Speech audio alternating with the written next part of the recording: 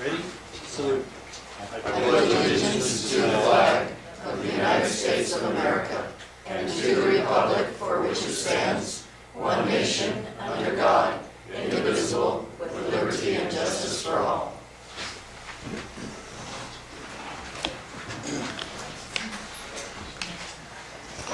Roll call, please. Councilmember Edge. Here. Councilmember Cosio. Here. Councilmember Todd. Here. Vice Mayor. Here. Mayor Moore.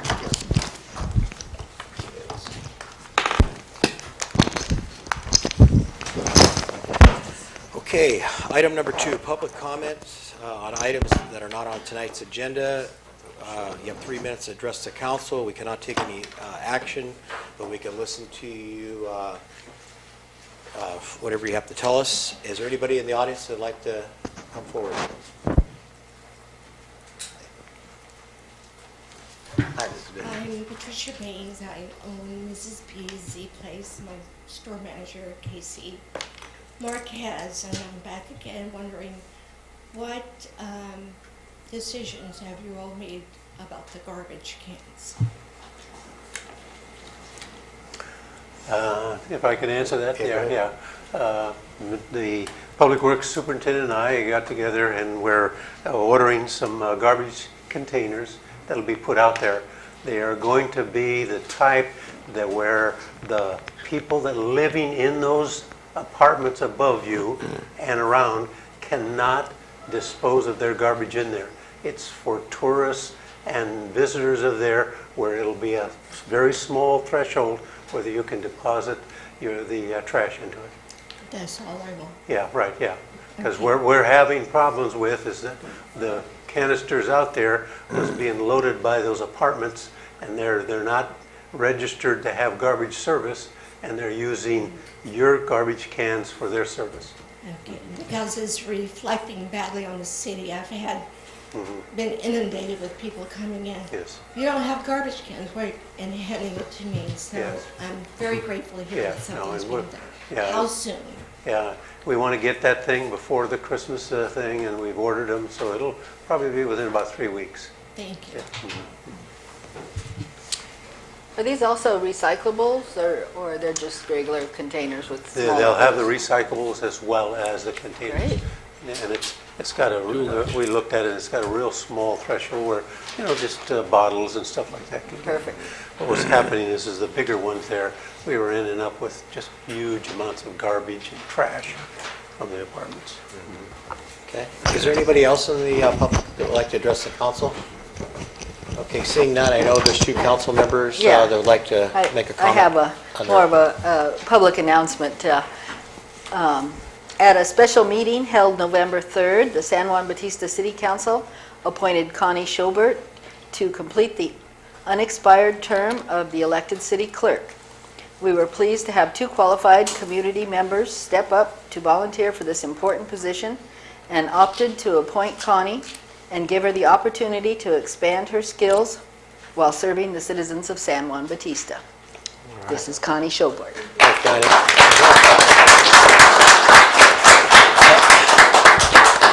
Councilman Buck? This is a public service announcement. Really, it's serious. I've gotten 2 robocalls from someone claiming to be with the IRS and that I have a pending lawsuit against me. And they want me to call a Washington, D.C. area code number. And I just want to, before everybody goes home or whatever, this is a scam. Do not respond to it. Do not call them back. Just delete it off your phone. They always happen to catch you when you're not there. So, but like I say, you can identify it. It's a robocall. So don't respond to it. Okay? Thank you. Mr. Mayor, Yes. I saw a hand go up in the audience. Has someone else gotten that? Yeah. Okay, well, Well, I got 2 this week so far. okay. Okay. Before I move on, is there anybody that would like to address the council? Okay. Moving on, item number 3, consent items A, B, C, D, E, and F. You want a motion for a posting agenda? Okay, well, yeah, that's probably the, There was some changes to the minutes, minor September? changes. I wonder if we can just approve the consent agenda with those minor changes? sure. So I'll make a motion to move to, Okay. You want to second that, Robert? Second. Okay. with the changes. Yeah, with With changes to come. changes. Okay, any further discussion? Okay, roll call vote, please. A roll call vote. Yeah, Councilmember Cosio, Aye. Councilmember Locke, Aye. Councilmember Edge, Aye. Vice Mayor Owen, Aye. Mayor Moore. aye. All members of the council being present, the motion is stated that the mayor passes unanimously. Passes unanimously. Okay, great. Who gave the second? I didn't catch. Robert. Oh, Robert, okay. Item number 4, presentation, informational items, and reports. Item 4A, presentation of a plaque honoring outgoing city clerk Linda McIntyre. Okay, Linda, I'll start off and saying it's been grateful to have you here. I know how it is. It's just it's great to have people that don't get in here and contribute. And we have a plaque for you, and I'll go around and everybody can chime in. Thank you so much for for everything that you've done. Thank you. Anything, Tony? Yeah, thank you very much for your service to the city, and we enjoyed having you also on other committees like the Neighborhood Watch and that sort of thing, and we'll miss you. Thank you. You may not have seen the last one. Well, I hope not. We'll miss your regular appearance, how's that? Is that a promise or a threat? Again, chime in. Thank you, Linda, for your help. Yeah, thank you for everything. I learned a lot from you. You helped me out through some decisions and stuff that I needed to make, and explained some items, and I really do appreciate it. Thank you. And thank you from me too, Linda.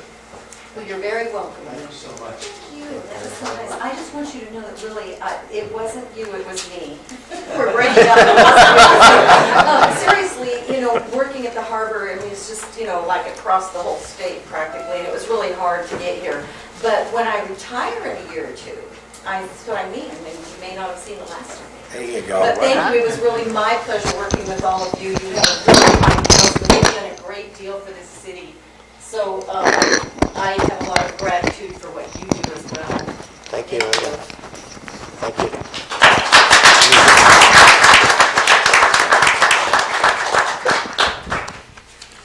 Okay, 4B, monthly financial statement and treasury report. Chuck? There you go.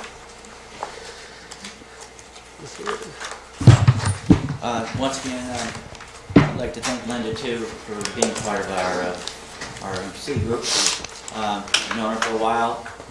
City treasurer, she's been a real asset. Thank you for your time, and I think she will come back. Anyway, good evening. My name is Chuck Iger. I'm the treasurer of San Juan Bautista, and I just want to touch base on some of the financial highlights of the month. We're in the 4th month of our business cycle. Ended October 31st. We had a lot of what I call twice a year we get some really big expenses that come through. As you know, we have to pay the semi-annual debt payment of $440,000. That's a pretty good hit on our budget. But once again, it's something we plan for.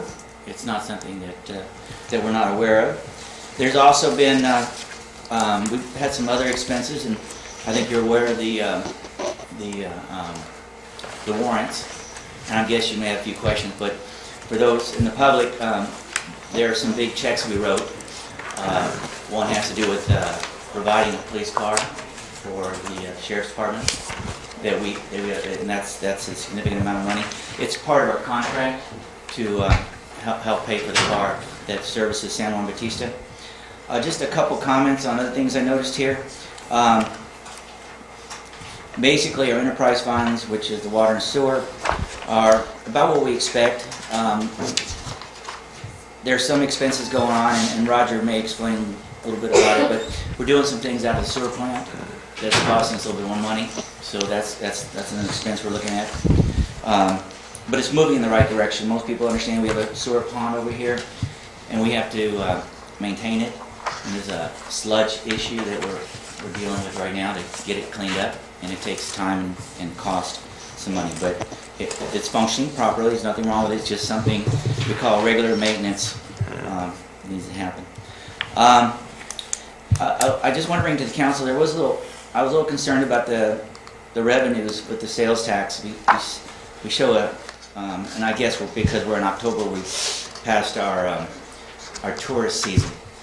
It seems like our sales tax is down somewhat, but I think that might be because we're in October and not in May, June, July. So there's a, but it's not critical. I'm just saying, I just noticed there was a dip in it. I just want you to be aware of it. Roger's done a really good job on our expenditures, trying to really keep those costs down, because we know that our revenues have dropped somewhat because of everybody's cutting back on the use of water, and that means the revenues to the city is less, but we're conserving. So it's kind of like you save water, but the city kind of loses the money from the revenue from selling the water to the public, but it's something that, you know, we're okay with. It seems to be working out. I thought I'd just go over and mention, was there, let's go to the warrants, if we'd want to discuss the warrants for a minute. Oh, just to let you know, last comment, you know, our reserve is still sitting around 2.6 million, which is a good number. We probably down maybe 100,000 in the last month because of these big hits we've taken that we've talked about. And you can tell in the warrants, and this is kind of like, I kind of relate to myself. October, November, I pay some big bills that come up every year, you know, insurance stuff, house taxes, all these things seems like this is a period where we really have to pay some pretty good money out. But it's normal, it's part of the business cycle. Okay? So, did you want to have any questions on the warrants? I did. Earthquake sales for $69,8750. That was the street sweeper. It's what? That was for the street sweeper. Oh, okay, okay. Aquarius Waterworks, $37.45. Yeah, water meters and water boxes. Okay. And then U.S. Bank for 52 plus. U.S. Bank. About a third of the way up from the bottom. Oh, that was some striping equipment that was purchased out of the budget for the Public Works. We bought a paint sprayer to do some crosswalks. Oh, okay, okay. Aqua Aerobic Systems, 2,300. Right below Aflac. Whereabouts is it on there? I'm trying to look for it. It's 208844. That's the water purification. Okay, Roger, yeah, the aqua aerobic system, is that part of our sewer? Is that a sewer cost to us? that was the sludge pump that we had to replace at the water treatment plant. Yeah, we had two failures up there. One was a pump, and then the other one was an aerator motor. Okay. Okay. And then down towards the bottom, Hatch, Mott, McDonald, Yeah, that 6,000. that is the traffic study for for the project. The project, and then that's reimbursable by the client. Yes. Okay. And then on the next page, Mark Nicholson, 9,000. Yeah, that was for work at the sewer treatment plant to start developing that sludge holding pond. Okay. Yeah. So all these are going to come out of the water and sewer funds? Water sewer funds. Okay, the enterprise funds. Okay. Pavex Granite Rock 77, is that our regular That's payment? our normal monthly payment Okay. that's still going on for, I think the balance is down to about $297 now. Okay. And then Staples for 1,100,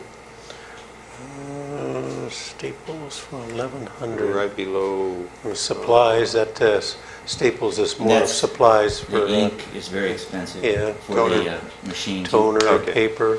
you know. Okay. $100 a pop. And Wells Fargo, 2,250. Wells Fargo. Next, Next to the last, yeah. I don't have an answer for that. Is that a credit card? Credit card probably? That's. No, because we don't have a No, credit no. card with Wells Oh. Fargo. The only thing I can think of is that the Wells Fargo is part of the COP debt reserve, and sometimes they charge us the administration to process the COP loan, you know. Okay, all right. You know. I think that's correct. I'll, but we can I'll- look that up and get back You to know, you on that. I'll double check that. I believe that is the COP cost. You know, they get their action on it too, so. So they bill that separately from our Right, payment? it's- Yeah, right, yeah. Okay. It's a certain percentage of the COP payment that they get because they're administering the paperwork and everything. I was just gonna comment, I want to come back and mention to the public that, one of the things that, you asked about this earthquake sale, it was $6,000, almost $7,000. That was, and I think it's really kind of a good thing because in San Juan, now with fall coming, the leaves are falling, and we've never owned a device that can street clean and pick up the leaves and stuff. And that's really something we need in this town when everything starts falling. Roger was able to find this for, I would say, probably Roger, less than 20% of a new one. Yeah, at least, yes. So, I mean, it's functional, and our people out there doing the maintenance stuff, they're learning how to operate it, and we'll see it going up and down our streets. So, it's something new to me. Okay. Okay, good, Okay. thank you. And then the last one, just to let you know, higher than usual is that Wendy's salary was $5,500 this year. That was a result of preparing for the audit, and the audit is finished, and they're tabulating, and then they'll be making the presentation. Okay, any other? Just a couple, Okay, I only have one question. go ahead. Did Connie get a signing bonus? Oh, there's $1,000 for Connie. Oh, yeah, there is. I figure it was a signing bonus, right? Probably part of her. No, that was the class that we sent her to, and Yeah. she up-fronted it, and yeah. Training, so you write that off the training, right? That's built into the budget. $1,000. Was there anything else? We had a couple follow-ups on Rick asked everything, and you answered the new sheriff vehicle one. Just, how close are we to paying off Granite, Roger? 297, I think, is the balance. 29,000 is what we No, owe? 297. 297. We still owe them that much. We're not close at all Just to say paying them off. 300,000. Yeah. it's- Yeah, Well, almost I mean, 300,000. Yes, that's good when you from the realize budget. it was close to 800,000, I believe, wasn't it, Roger, when we started? A year ago? Yeah. So we're down to 300,000. close to 900,000 4 years Was it ago. 900? And we Okay. really worked to negotiate a better interest rate. So Roger worked a deal where we would give him so much up front. This Yeah. came out a few months ago. Yeah, it was part of the overage from the water project done 5 years ago, and And to the public knowledge, that's all part of the work that was done in the infrastructure repair. yeah. That was, even though we had the big piece, we also had this piece with paving, so we had to deal with it. It kind of came back. Any other questions on the warrants?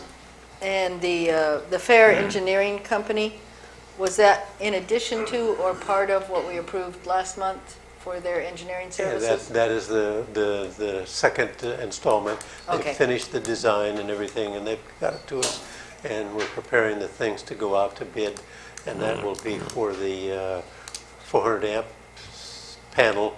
That is really the preparatory work for the water treatment plant. Okay, so it's not in addition to what we No. approved, it's part of Yeah. what we approved.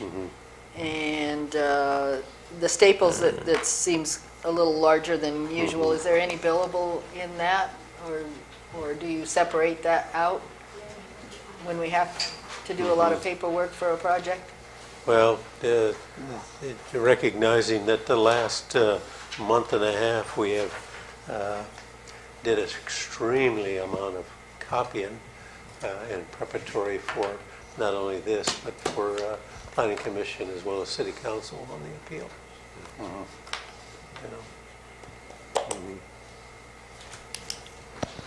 Any other? And actually, if you look at the numbers, and to give the public some knowledge, it's right in the ballpark of, well, it's a little bit higher. Like I said, it came in a little higher than maybe last month, but the total number of checks written came up to $130,000. We're generally somewhere between 95 and 110 per month as operating the check we write per month. So we're a little bit higher, but once again, yeah, I mean, I think the public should know that, you know, we put out almost $27,000 for a new police car, you know, that's purchased, I think, every 3 years. Is that right, Roger? Our contract with the Sheriff's Department. So that was a big hit for the month to write that check. Okay. Anything else? Anybody? Any other questions? No, we're good. Okay, Just again. a little further on, because we had some questions on that COP.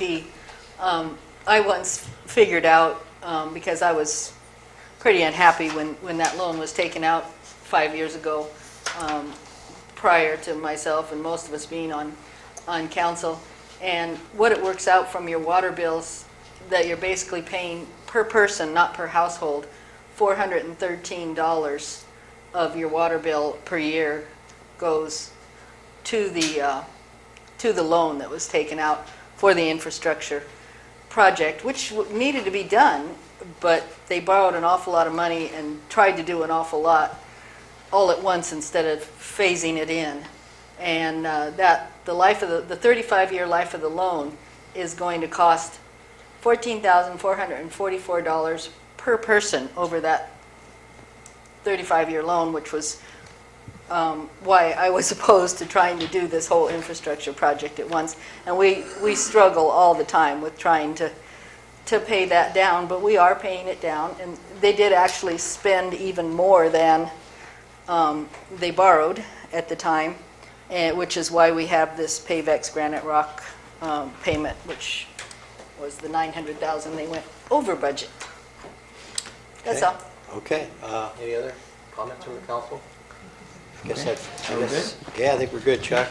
I'd just like to comment and say that, you know, when you look, there's pages and pages that have to do with, you know, with keeping track of all the expenses and stuff that go on in the city. And I just want the public to understand that this is a, you know, ongoing basis. We have a budget.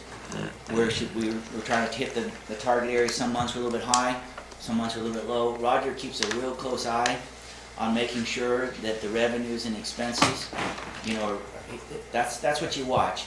Sometimes the revenues will be high and the expenses will be low, and then you start seeing the expenses pop up.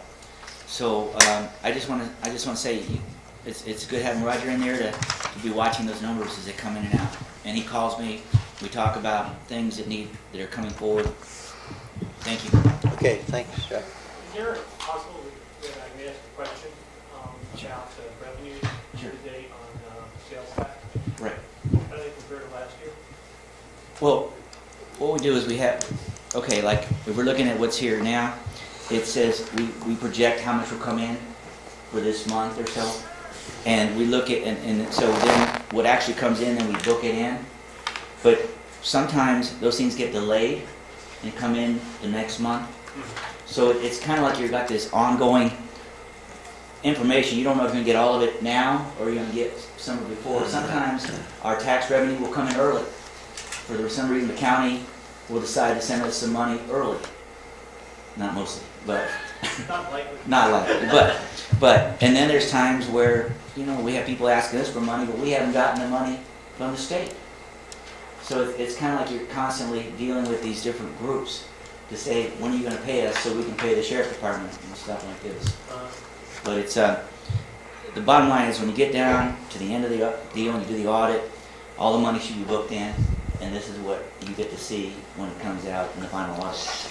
So you don't have preliminary numbers that you publish? No, we just, well, what I'm looking at is what the budget was and how much we've taken in, what was budgeted, and how much have we received in terms of the revenue. And so like next month, I may come up here and say, we're actually plus $22,000 because we got paid by the state or something. But at the end, it should come pretty close to what the budget numbers are.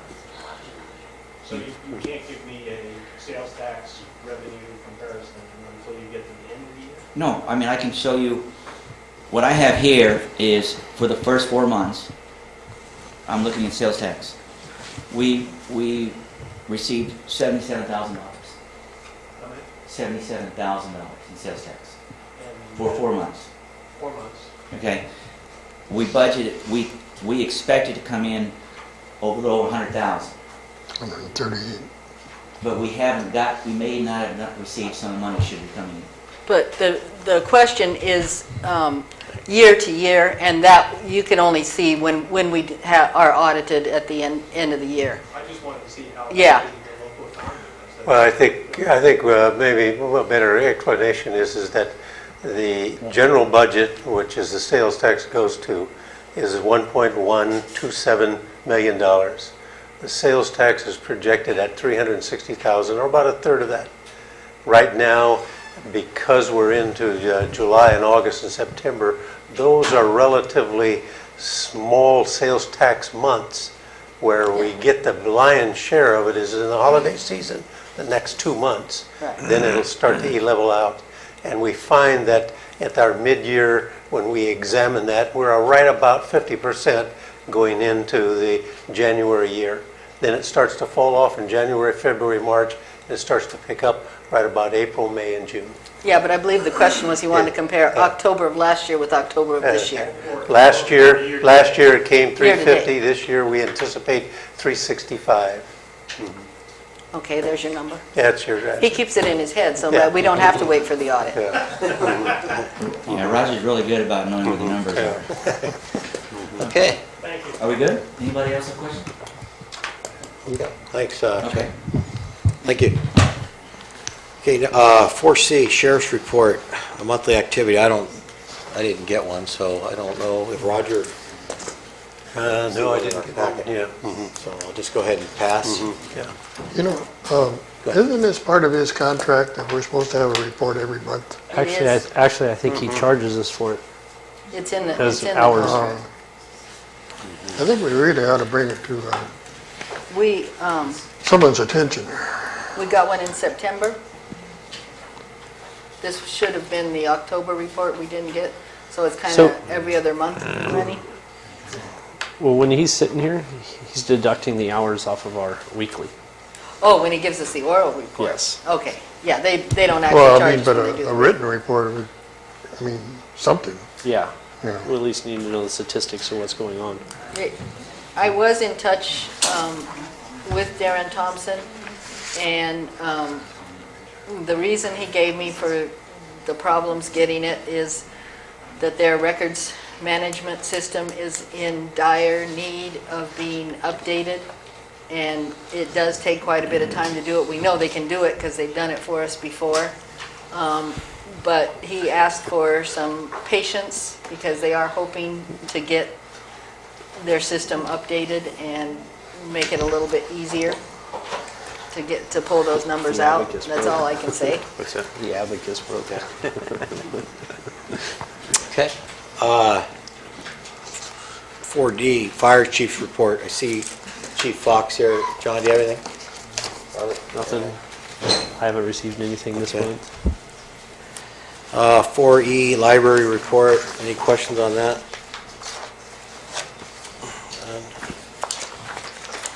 4F, Administrator Report, City Manager.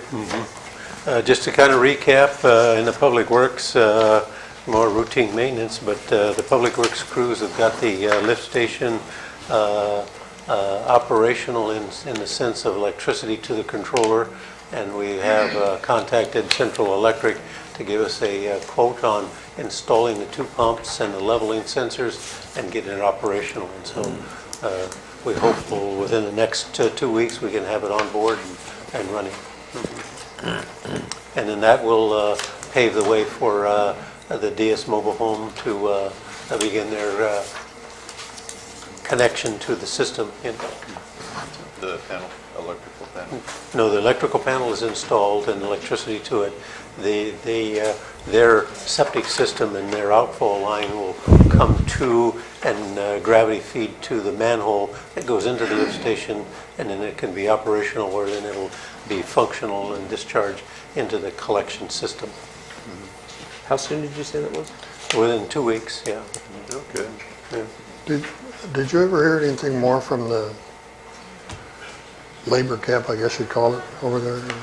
I haven't talked to them in about the last 2 months, but I keep in contact with them, and they're probably going to evaluate it once the thing gets operational, and because they're still pumping on a monthly or a weekly basis, and so it gets down to a question of economics. Yeah.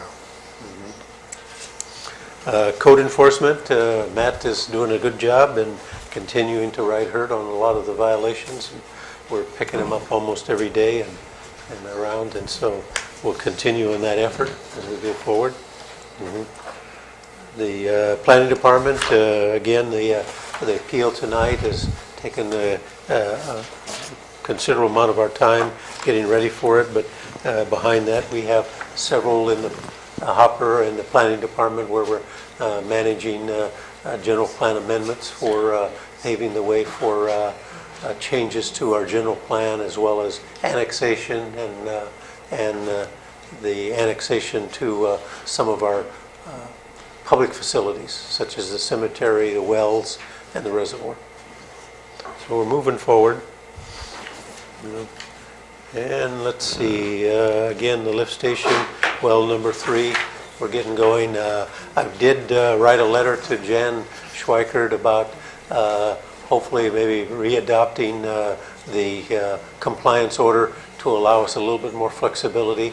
Our nitrate levels in well number 2 are coming in at 25 to 26, which is about half of the MCL, 45 milligrams per liter. And she's favorable to it. We have to do a little bit of work on some type of guarantee where we can get some monitoring to where if it does rear its ugly head and then start to rise, that we would know it on a shorter notice and stuff like that. But she's been very cooperative in working with us, and we're going to continue to do that by modifying the certificate of the compliance order, that it will relieve us of supplying bottled water to restaurants and schools and stuff like that, and it will relieve the restaurants too. So it's what I've been pushing for, to give some of the restaurants the relief. Hey, Roger, are people utilizing those water dispensers on the side? It's available, and every once in a while I see people back there filling it up, but I don't know how much, How often do we have to change the filters on that to keep it clean? They change them every month and a half to 2 months, That long? Yeah. Because I know with our water system, long before it ever had a nitrate system, the suppliers of bottled water, which was Windmill Market, had to change their filters on a more frequent schedule. I guess Well, it depends on the volume going Than through, yeah. most. We check the nitrate levels on a regular basis, and it's been coming out right at 6. And the water's looks clean? Yeah. Because with theirs, when their filters weren't changed often enough, the water coming out did not look clean. Yeah, I'll have the Public Works double check it, Yeah, well, I'm sure when they, I mean, you would assume when they check for nitrate levels, they check for clarity too. Yeah. Is that it, Raj? Okay. 4G, public meetings and committee reports. Who wants to go? Anybody? Quick. I had nothing. We did meet, LAFCO did meet, but we had nothing that deals with San Juan. Okay, Robert. Fire committee, we had a kind of a short meeting. Basically just waiting for plans for the Station 3. Nothing else was mentioned during the meeting. on that. Intergovernment, nothing to report for San Juan. Okay, I had a water meeting, basically just for the public. The city of San Juan pays a yearly fee for if you buy a new washer, dryer, you can get a rebate. If you suspect a leak in your home or the water usage is up, they'll come out for free. If your toilet's running, they will fix that, put new flappers in. So take advantage of that. That's the San Benito County Water District on Fairview Road. What? I don't have any. Millie?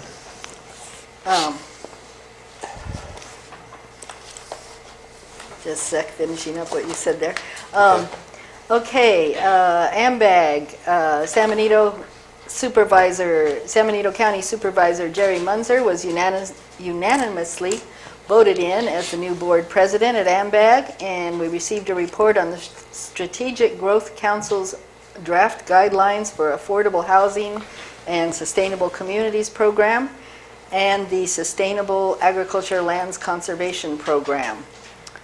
The Strategic Planning Committee did not meet this month, but we will need to add to the agenda an item for next month. We've regretfully accepted a resignation from one of the members, and hopefully we'll have a new member to nominate for next month. So if we could get that on the agenda for next month. Neighborhood Watch met, and I'd like to ask Eric Gradasov to give the report, as he's been working very hard to update our website. And if you could mention the sheriff's website and the code red and all that also, please. Yeah, no problem. Thank you for letting me speak tonight. We did have a meeting on the 13th, and yeah, they're on the San Benito Sheriff's website. There is now crime log data that is available. You can go to their website at sbso.us, and on there you can, if you scroll about halfway down the page, you can look at crime logs, and it goes day by day. And San Juan Bautista is in Zone 3. I've also added a link to that on the Neighborhood Watch website, and that's at nwsjb.com. So in there, you'll find something that'll say resources, and there's a button you can press, and it'll actually get you to the crime log area that you can look up. I'm less familiar with the Code Red. I know I signed up for it. Code Red, I think, is a emergency notification notification system. You can sign up for that at the sbso.com or .us, excuse me. So yeah, I was kind of interested to go through the crime log data. I did kind of play with it and go through it. You do have to kind of scroll, and I think the sheriff had indicated that they are working out some of their bugs on that system. But it does indicate some of the items that happen within the town and the county. Again, we are Zone 3 here in San Juan Bautista, if you're interested in looking at that. At our meeting, we also discussed the need for more code enforcement. I think Matt's been doing a really good job with the items as they come in with complaints and things that are really blatant. But I think there are some improvements that can be made. I know that there has been a discussion, I know it's on tonight's agenda for the security services and looking into that. And you know, I highly encourage we at least start somewhere with that, and that may help alleviate some of that code enforcement issues that are within the city. I think Jolene brought up the scenario of the broken window sitter, and you see a broken window, who cares? The next person leaves their place looking trashy, the next place leaves their property looking trashy, and that's something we definitely want to curb within the city. Let's see, again, going back, I'm working from time to time on the nwsjb.com website. I've been upgrading some maps. One of our local photographers has graciously offered some photos that'll be uploaded onto there here pretty soon. And let's see, we actually have upcoming presentations December meeting, we have Anthony Botello coming to speak at the Neighborhood Watch meeting. And our Neighborhood Watch meetings happen the second Thursday of each month. Sheriff Thompson has offered to come in January. So again, that is the second Thursday of each month.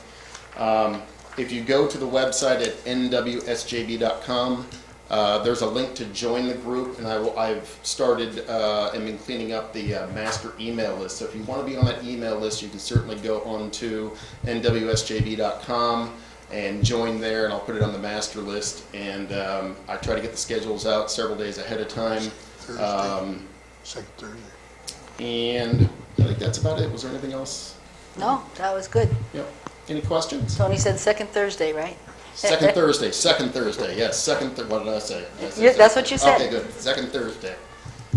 Anybody have any questions? Thanks, Eric. Yeah, no Thank problem. you. Hey, appreciate it. Okay, item number 5.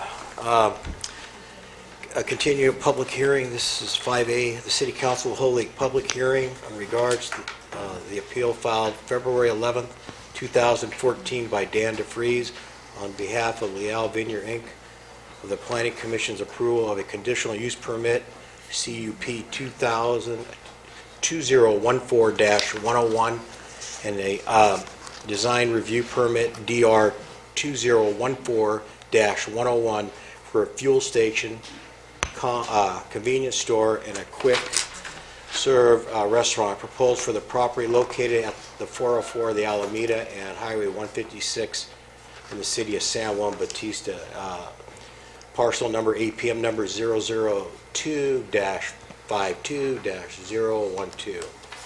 And at the conclusion the public of the hearing, we will consider adopting 2 resolutions. So what I'm going to do I'll open it up. I'll ask Mr. DeFries to, since you're representing Mr. Leal, you can step forward and we'll get this going. For the people that want to speak, please come up and get a speaker's card filled out, and I will hold everybody to 3 minutes. And I'll try to be fair on that, and we'll get your name in there to Connie, and then we'll get rolling here. Okay, Mr. DeFries, it's yours. Thank you, Mr. Mayor, members of the council, good evening. As you know, I'm Dan DeVries, 405 5th Street. I have some handouts here that I'm just trying to organize. They're kind of my talking points, so it'll allow me to go a lot faster. Oh, okay. We all know how lawyers like to go on. So it takes 2 pages each. Can I just pass them out, or would you like to? Yeah. Thank you.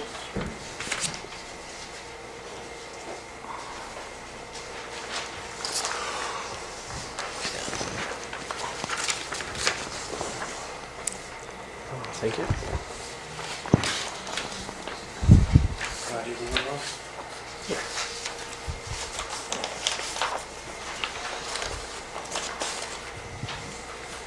Then I'll give you mine for the record when I'm done. Okay. Is that all right? Okay. So, thank you. I obviously we could talk. Oh, just point of order. How much time do I have, Mr. Mayor, as the appellant? Well, what do you feel comfortable with? What do you need? 3 to 5 minutes. How about if I give you 7 minutes and we'll get you on it? Yeah, I'll try. I'll be fair. I'll try to keep it brief. And Okay. in the interest of time and along those lines, we know this project all too well. I'm not going to talk about general plan, consistency, and other things. I think all of that has been set forth in the record previously by the Accord Group, and therefore those things are in the record. I would like to focus our attention to 2 things that I view as being the most critical tonight, and the things that I would give me pause if I was sitting in your chair.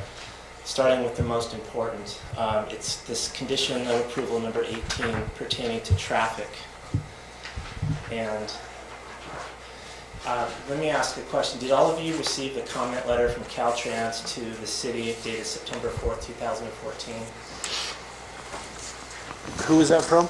Caltrans. Just Caltrans, but anybody in particular? Yes, it's from John Olnick. Is that in our plan there? Yeah, we got everything, I believe. So, I've never seen you that. didn't see that? Yeah. There was a report from That was Caltrans what there. he asked. Yeah. The acceleration being installed before the doors are open. So I'm sorry, I don't know if I heard you respond, whether you've been provided with a copy of Oh, yeah. the Caltrans letter?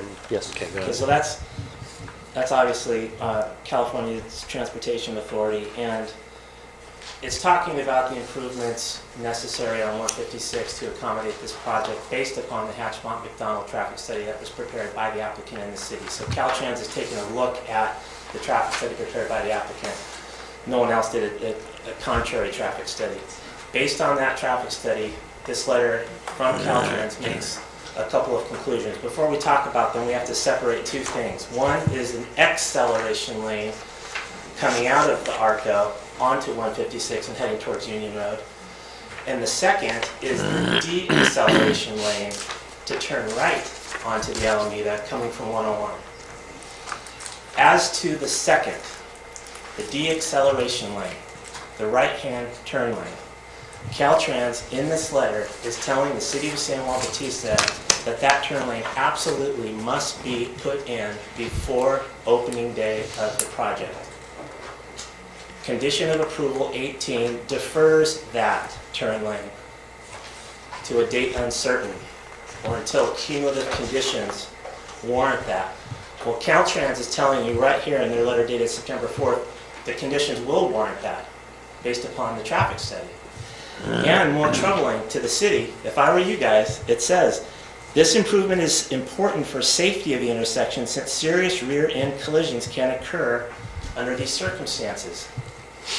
What does that mean? That means if you, the council, on behalf of this city and its citizens, ignore Caltrans and decide to go it alone and defer that which they're telling you to do, and there's a double, triple fatality at that intersection because of a rear-end accident, the state has gone on the record as saying we're not responsible. I talked to this John. Pardon me?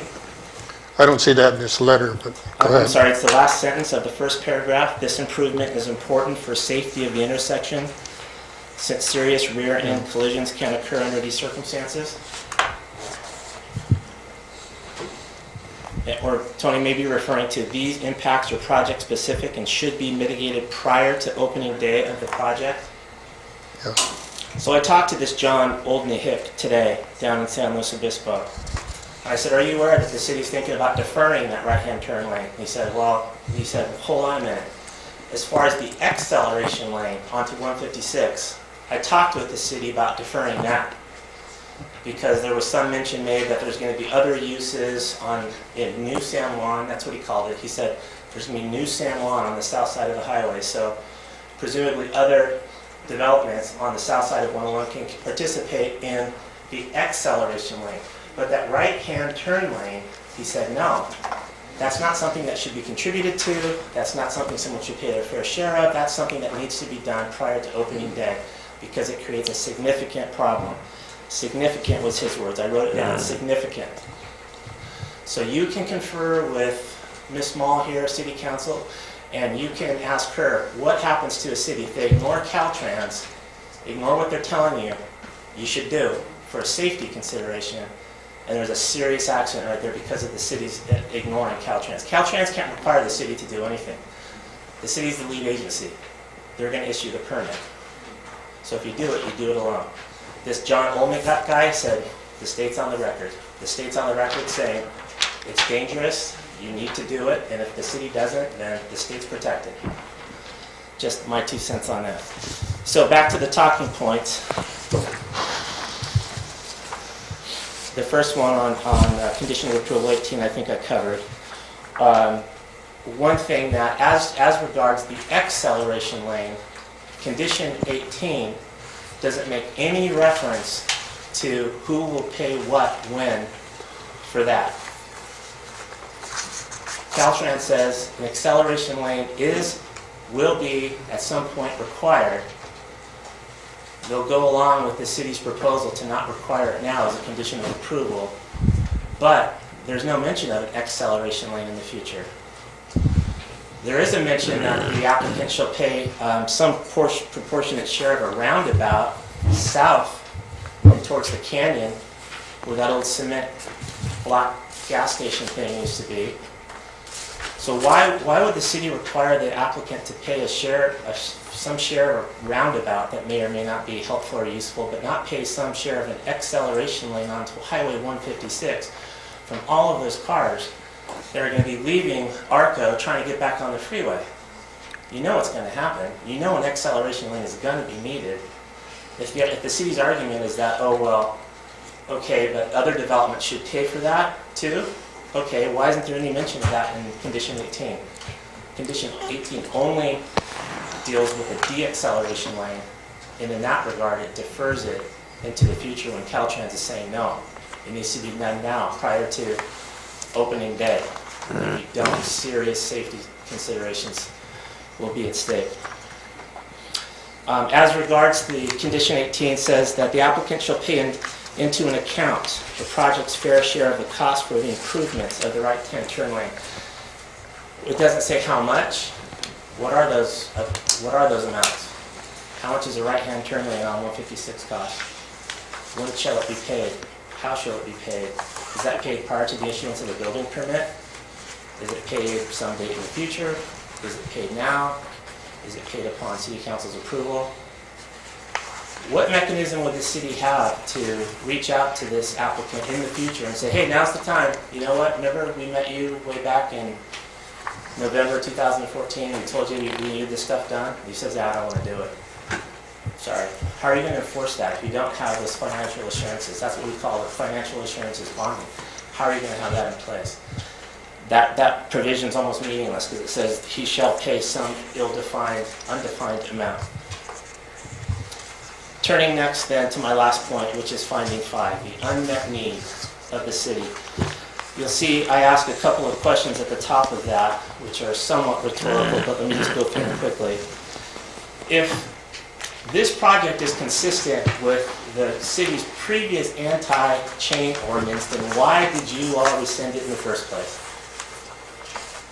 Why was the rescission of that ordinance at one time deemed completely necessary to the approval of an ARCO at AM/PM fast food? But then all of a sudden, no, it acts in complete harmony with that. At one point, all of you and the city thought that the two could not coexist. Now all of a sudden they're harmonious and everything's fine. The reason why is because that anti-chain ordinance states very clearly that only franchises will be allowed into the city of San Juan Bautista if they serve an unmet need of the city. I talked to Jan McClintock, who along with Matthew Sunt, you may remember, wrote that. Asked her, what did it mean? She said, it means what it says. If we have a gas station, we don't need another gas station. If we have a pizza parlor, we don't need another pizza parlor. If Starbucks comes to town, no, we already have Vertigo. It means what it says. We want to protect our homegrown businesses. The people that you and I each know. The people that you and I see you at all these places. I know you know these people like I do. We have to watch out for these little guys and not look after British Petroleum and Panera Bread and Chipotle. We have to look out for these guys, and that ordinance was very ingeniously crafted to accomplish that. The unmet needs, particularly that were referenced in the staff report in the finding number 5, says that the AM/PM mini market will offer milk, bread, cereal, and over-the-counter medical supplies. I bet you of all the stuff they sell, those are probably their lowest sellers. What would you think? Well, Windmill Market offers anything that an AM/PM would ever offer, could ever offer, and a whole lot more, including fresh produce and everything. And they're open from 6 to 9. Your staff report says until 8. No, they're open until 9. They open at 6. It's not an unmet need of this community. In addition to Windmill, we also have for market goods, we've got Neil's Market. The Valero even has its own little convenience store.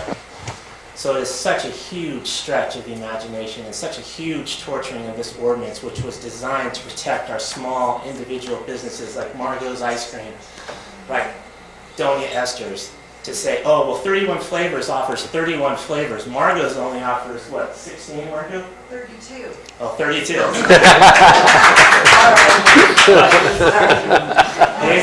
for San Juan. But if Baskin Robbins offered a flavor that Margot didn't, does that serve an unmet need because Baskin Robbins offers a different flavor? What about Starbucks? Starbucks could say Vertigo's is closed on Mondays. The staff report says, oh, well, the unmet need is for these things to be offered between 8, should say 9, but 9 and midnight when this AM PM is going to close. Well, what about Vertigo? They're closed on Mondays. So can Starbucks come in and say, well, we're open on Mondays, so that's an unmet need. Coffee for the citizens of San Juan on Mondays. And now we have Starbucks. So I'm really concerned about this, not just for this development, but for all of our small, little businesses that are just struggling to survive. If you impact their sales by 10, 20, 30%, that's a game changer for those people. I'm not saying no one will ever go to JJ Burgers ever again if you build a Carl's Jr. across the street. I'm saying that Jesus may take a 20% hit, and can Jesus afford that? If you put in a Starbucks, what's that going to do to Dimitri and Kitty? If you hit their sales, our little businesses are struggling to survive already. And we have to be careful about that, and we have to be thoughtful. I would ask that if you want to, two things in conclusion. You have to be real careful about the effects of this approval tonight, not just on this project, but the precedent that it's going to set for all of our businesses in town. And how could you say no to a small little business, a franchise business coming in to compete with our little ones in the future? How could you say no? One way might possibly be to limit, if you want to have franchises in town. I had a conversation with Councilmember Edge about this at the very beginning of this whole thing. I don't know if you remember, Rick, but maybe limit those kinds of businesses to the freeway, to 156, to the south side. Maybe there are geographical areas where it would be appropriate, but keep them out of 3rd Street. Keep them out of Windmill. Maybe that would be appropriate. I don't know, but we have to watch out for our small town folks. So with that, I would conclude and submit it. Again, of the two, I think the unmet need analysis is tortured at best, but the thing that you really have a problem with, and I don't want to see this city get hit with a huge lawsuit on a fatality when it's decided to ignore Caltrans and defer that right-hand turn lane. You guys are on thin ice if you do that. Thank you. Thanks, Dan. Harvey, does your legal counsel want to address us right now or hold off? Well, hold on. You want to hold off? Okay, I'll open it up for public hearing, and please turn in a card, and I'm going to limit you to 3 minutes. And I just asked him, and Roger wanted him to hold off. If you want to come up, sir. All of the comments. Yeah. It's up to you. You can now. Good evening, Anthony Lombard on behalf of the applicant. Yeah. It's nice to be back. It's been several years since I've done a project here, although my wife and I do sneak over for our favorite margaritas at Hardeen's once in a while. But in deference to the city manager, we can wait till the end of the public. No, it's your call. That's fine. I'm happy to. You're welcome to come now or later. I'm happy to. Thank you. You sure? Yeah. Okay. I'll go ahead and open it up for public comment. Connie, would you please call the first?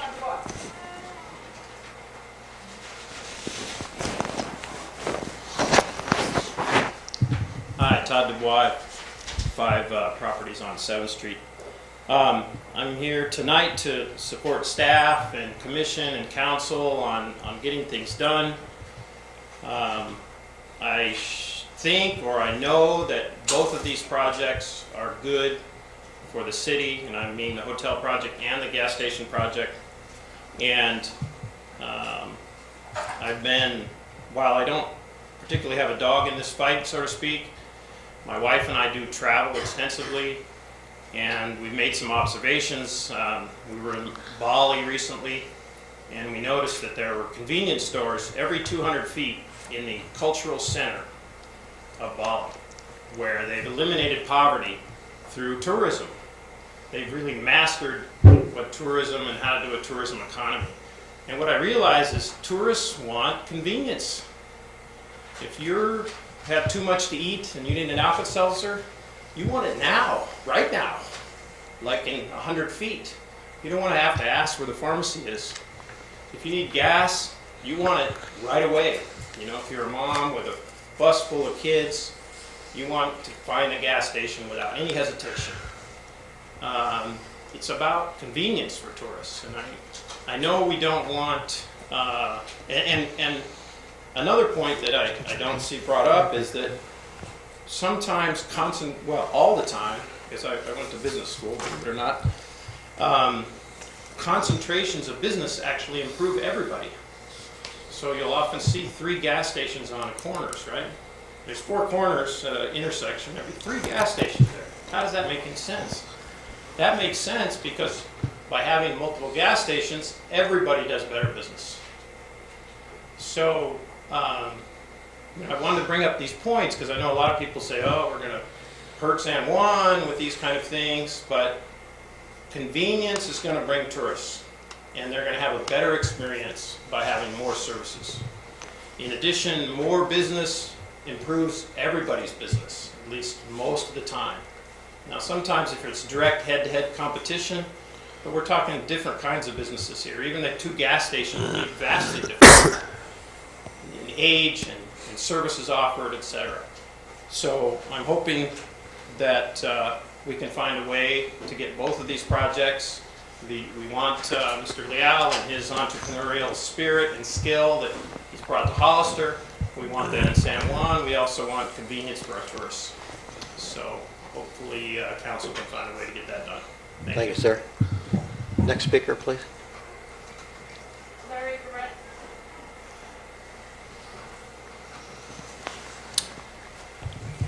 Yes, my name's Larry Gerbrandt. I'm a resident and also owner of the Rare Light Gallery on 3rd Street.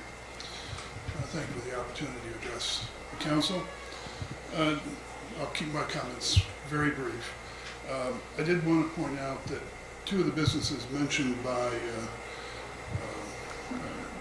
Mr. DeVries, the Windmill Market and Valero, are actually parts of chains and are not local businesses by any stretch of the imagination, aside from the fact that they're in town.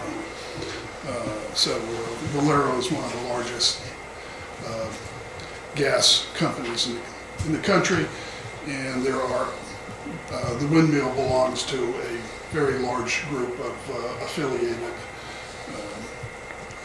grocery stores. So, this is, I know this has all been gone over many times, but I mean, since it was brought up again, I think it deserves to be pointed out. One of the things that I found interesting in the last few weeks is that we've actually had, the community has had a chance to have a very public voice at a very personal level in this issue, because we were given a chance to vote on candidates for the city council that had very clearly stated opinions both for and against this project. And Dan, I compliment you on the fact that you're still here. You had by far the best posters of any of the candidates. Those were gorgeous, and they clearly stated your opinion. Where none of us had any doubts as to where you stood. So, and you never will. So, in 72 of the 900 votes were cast for you. That's the data. How many? I think it was 72. 96. 96 Yeah, is big the deal. last count? Okay.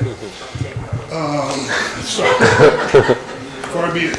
I believe one of the other losing candidates was a member of the Accord coalition that was clearly against this and sued the city.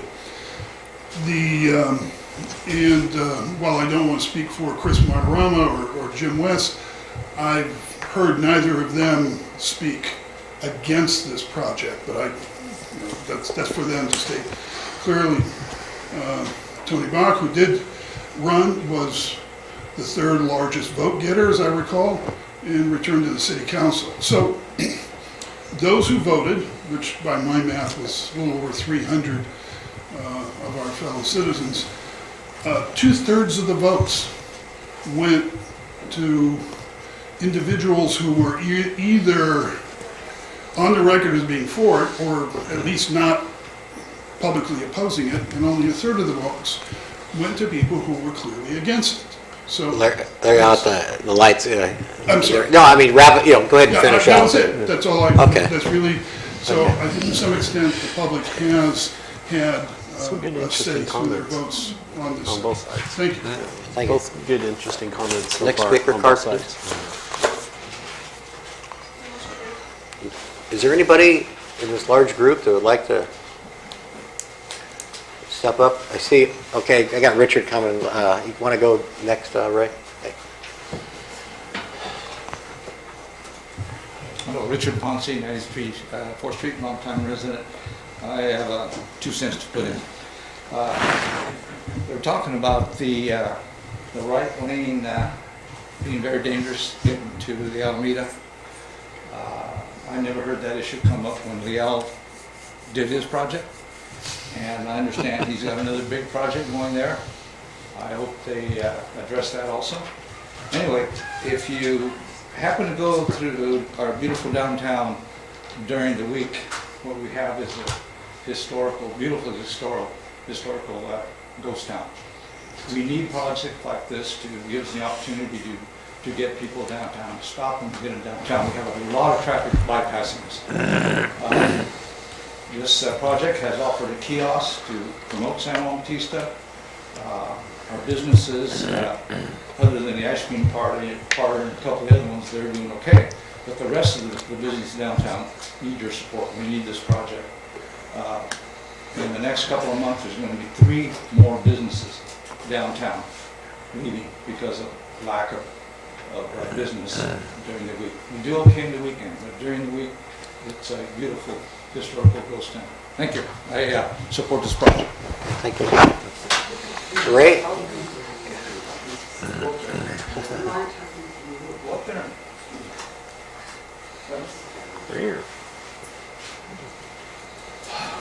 Thank you. My name is Ray Sanchez. I am the spokesperson for Accord. And for those of you who don't know what Accord is, that we are an alliance of concerned citizens on responsible development. First of all, with all due respect, I want to thank all of you for hearing us out. I'd like to elaborate a little bit on some of the comments that people made. Dan DeVries covered a lot of my talking points, and I'm glad for that. And Dan, thank you. And so I would like to share with you some of the experiences we have as a resident directly across from the projected gas station. I live directly across the street from the Leal Hotel, Leal Hacienda. I'll tell you, when the Hacienda came in, they were not a new hotel. The hotel was already there. All they did was upgrade the place and made it a better place for our community. I'm very proud of what they're doing. It's good for our community. Now I must share with some of you who really are so adamant about this new convenience that we got coming. I assume that all of you are so gung-ho for this thing to be built in front of our neighborhood don't live in our neighborhood. Now, I must share with you some of the experiences we had there. Mr. Lund, as you well know, a few months ago, we had a nasty accident. By the way, it was 5 cars. One of them actually flipped over. And there was 5 cars in the accident, and a lot of people didn't know about that. But Robert's wife happened to be involved in that issue. A truck actually flipped over on top of her car. There were 5 vehicles that were involved in that issue. And we're, the EIR, the Environmental Impact Report, reads that we're expecting projected about 2,000 cars a day, and it says it's little to no impact. I do believe our population here is about 1,800. That's about 200 more cars than our actual population. Folks, I'm asking you and I'm pleading with you to please reconsider the idea of having this happen there. The very first time I spoke in regards to this issue, opposing it, I said I don't have a problem with another gas station. I don't have a problem with our community trying to generate revenues. I don't want to be part of the problem. I wish to be part of the solution. I'd be more than happy to sit down with any of you or all of you at any given time as to what we can do. But I don't believe this project is one that's going to be able to help us in any way, shape, or form. I don't believe that we, based on the ordinance as it was set, that we want to just oversee what, I mean, not oversee, but rather neglect what the ordinance reads, and that is, if we have an unmet need, yes, we can take it on, but those needs are being taken on already. So please, listen to what we have got to say, go beyond just hearing us. Very important to all of us. that we don't have this project happen here, I see a disaster ahead of us. And yes, what'll happen when we do have a fatality, and it will happen. It's not as, it's going to happen. We almost were very close to it at that time when Mr. Lund's wife was involved. And I don't ever want to see that again. We already have a major problem with cars flying down that road. I don't know if any of our council has taken the time to go out and see the cars coming down that hill from the canyon at 60, 70, and 80 miles an hour. And that's a fact. Please, folks, listen closely. Thank you very much. Thanks, Ray. Thank you, Andy. Is there anybody else? Come on, this has been.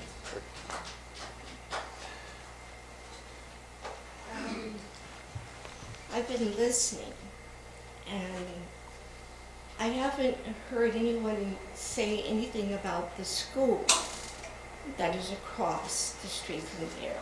If you have a fast food restaurant or whatever, children are going to migrate to there. And I just can't imagine the danger factor of children going across that freeway to McDonald's or whatever, or Baskin Robbins or whatever's coming. It's a scary thought. Now, I own property here in San Juan. I live in San Juan, I own a business. But I can't vote for you guys. It's kind of strange to me, but I can't vote for you guys.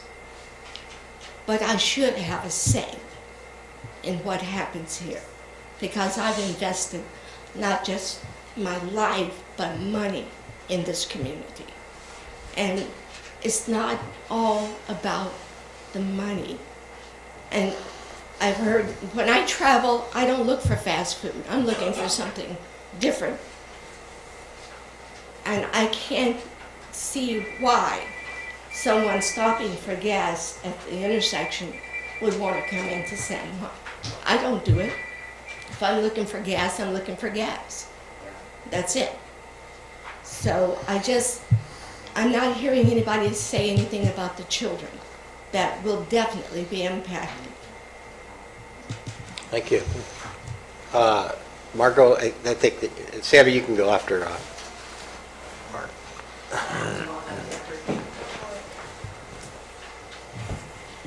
Hi, I'm Margot Tinkersley with Margot's Ice Cream Parlor, and we are against the fuel station. We expect you as the city to have our backs. We expect you to look after our businesses, to help us thrive here. I am one of the few places that are open 7 days a week. I know a comment was made about a ghost town. Well, partly Monday, Tuesday, Wednesday, there aren't very many businesses open, for one thing. And we hear that all the time from tourists. And I hate telling them to come Thursday, Friday, Saturday, Sunday, because then they won't come see me on Monday, Tuesday, Wednesday. I'll be twiddling my thumbs. But we have been here over 18 years. And I know when I go to a city and I zip into the gas station, I actually zip back on to the freeway. I don't go explore, nothing.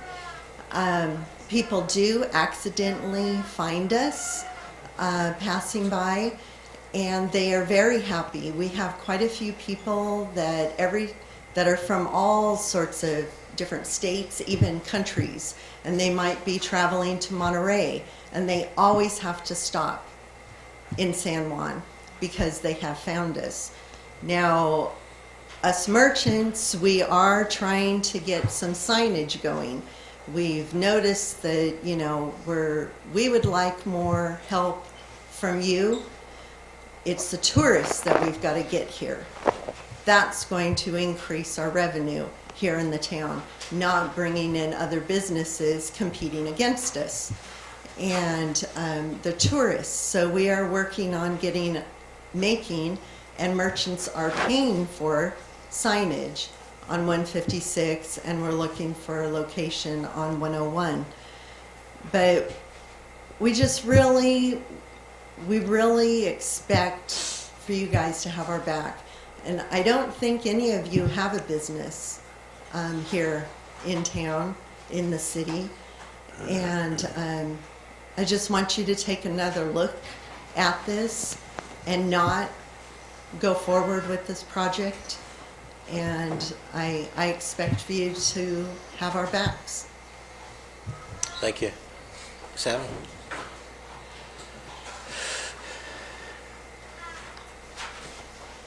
Thank you. My name is Sammy Reddy. I recently purchased property in San Batista, and I love this city. It's a beautiful city. And thank for you all, the council members and mayor and city manager, especially Roger, doing a great job. Keep it up, you know. And thanks for the citizen of San Batista. I think this gas station is very important. It brings a lot of revenue for the city, which we're losing right now, 156, which we can pull those revenues out rather than taking other counties, other cities' revenue away. And I think the city needs money to improve the structure around in the city, you know, and the gas station benefits a lot of things. You know, I got a few suggestions. You know, you can ask for the gas owner, he can put a backup generator in case a major earthquake or storm, if something goes down, at least we got backup gas station and the supply of food or something for the survival for the city of San Batista. Then other thing, we need to make sure if that gas station opens, give opportunity for the employment city of San Batista citizen. You know, I mean, these are the stuffs we can ask, and plus there will be a lot of, state petrol cars will be around here, and we're getting a free, scary for the town, they will be driving in and out. I think it's very important to have a backup gas station in the city. We cannot depend with one gas station, and that gas station is on lease. What about the owner shut down that gas station, walk out tomorrow? We're not filling gas. We have to travel the whole way to Gilroy, all this stuff. And our revenue is going to our city instead of keeping in our city. I think this can be worked out. Sitting two cars, not fighting each other. We need better. And plus, it's not affecting this town. It's one side of the town. And they're talking about traffic, all this. There's hundreds of gas stations in the corner, each corner. I didn't see any problem. Accidents going to happen no matter what, wherever. There's a light. People are crossing. Every day, you can ask Caltrain to reduce the speed limit. They have to, because it's close to the city. These are the issues should be raised, not to be just arguing and getting. We need revenue. Stores are closing left and right. And this gas station will be a backbone for this city. I don't know what is the largest revenue in the city. I don't know. Probably manager knows, mayor knows, and we need to bring money in the city. We need to take all those revenue, whatever it comes from 56, filling gas station, and plus, after 9 o'clock, not a single place is open to get something to eat in the city. Who wants to stay here in the hotel? There is nothing is open. And plus, hopefully this gas station stays open. There is something, even if you don't have a milk for the kid, you have to drive to Gilroy or drive to Alliston. Okay, Sammy. Yeah, go ahead and wrap it up. Okay, thank you, man. Thank you for doing a good job and keep it up. And the city members and the city manager, thank you. Okay, thank you. Is there anybody else like to address this before I bring it, Mr. Gaga? One more.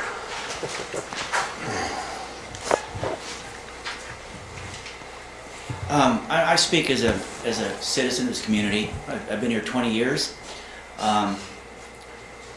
I understand what Mr. DeRuiz is talking about when it talks about the traffic issue. I drive from here to Salinas every day.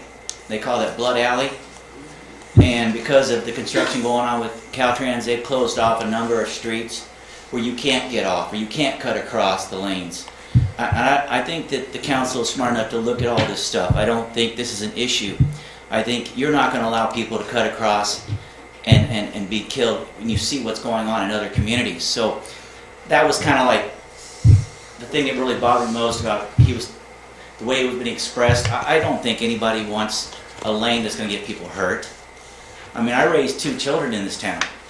I love the school. Most of my kids went here. I think it's a great area. I don't think our town is having an issue with revenue. I see it.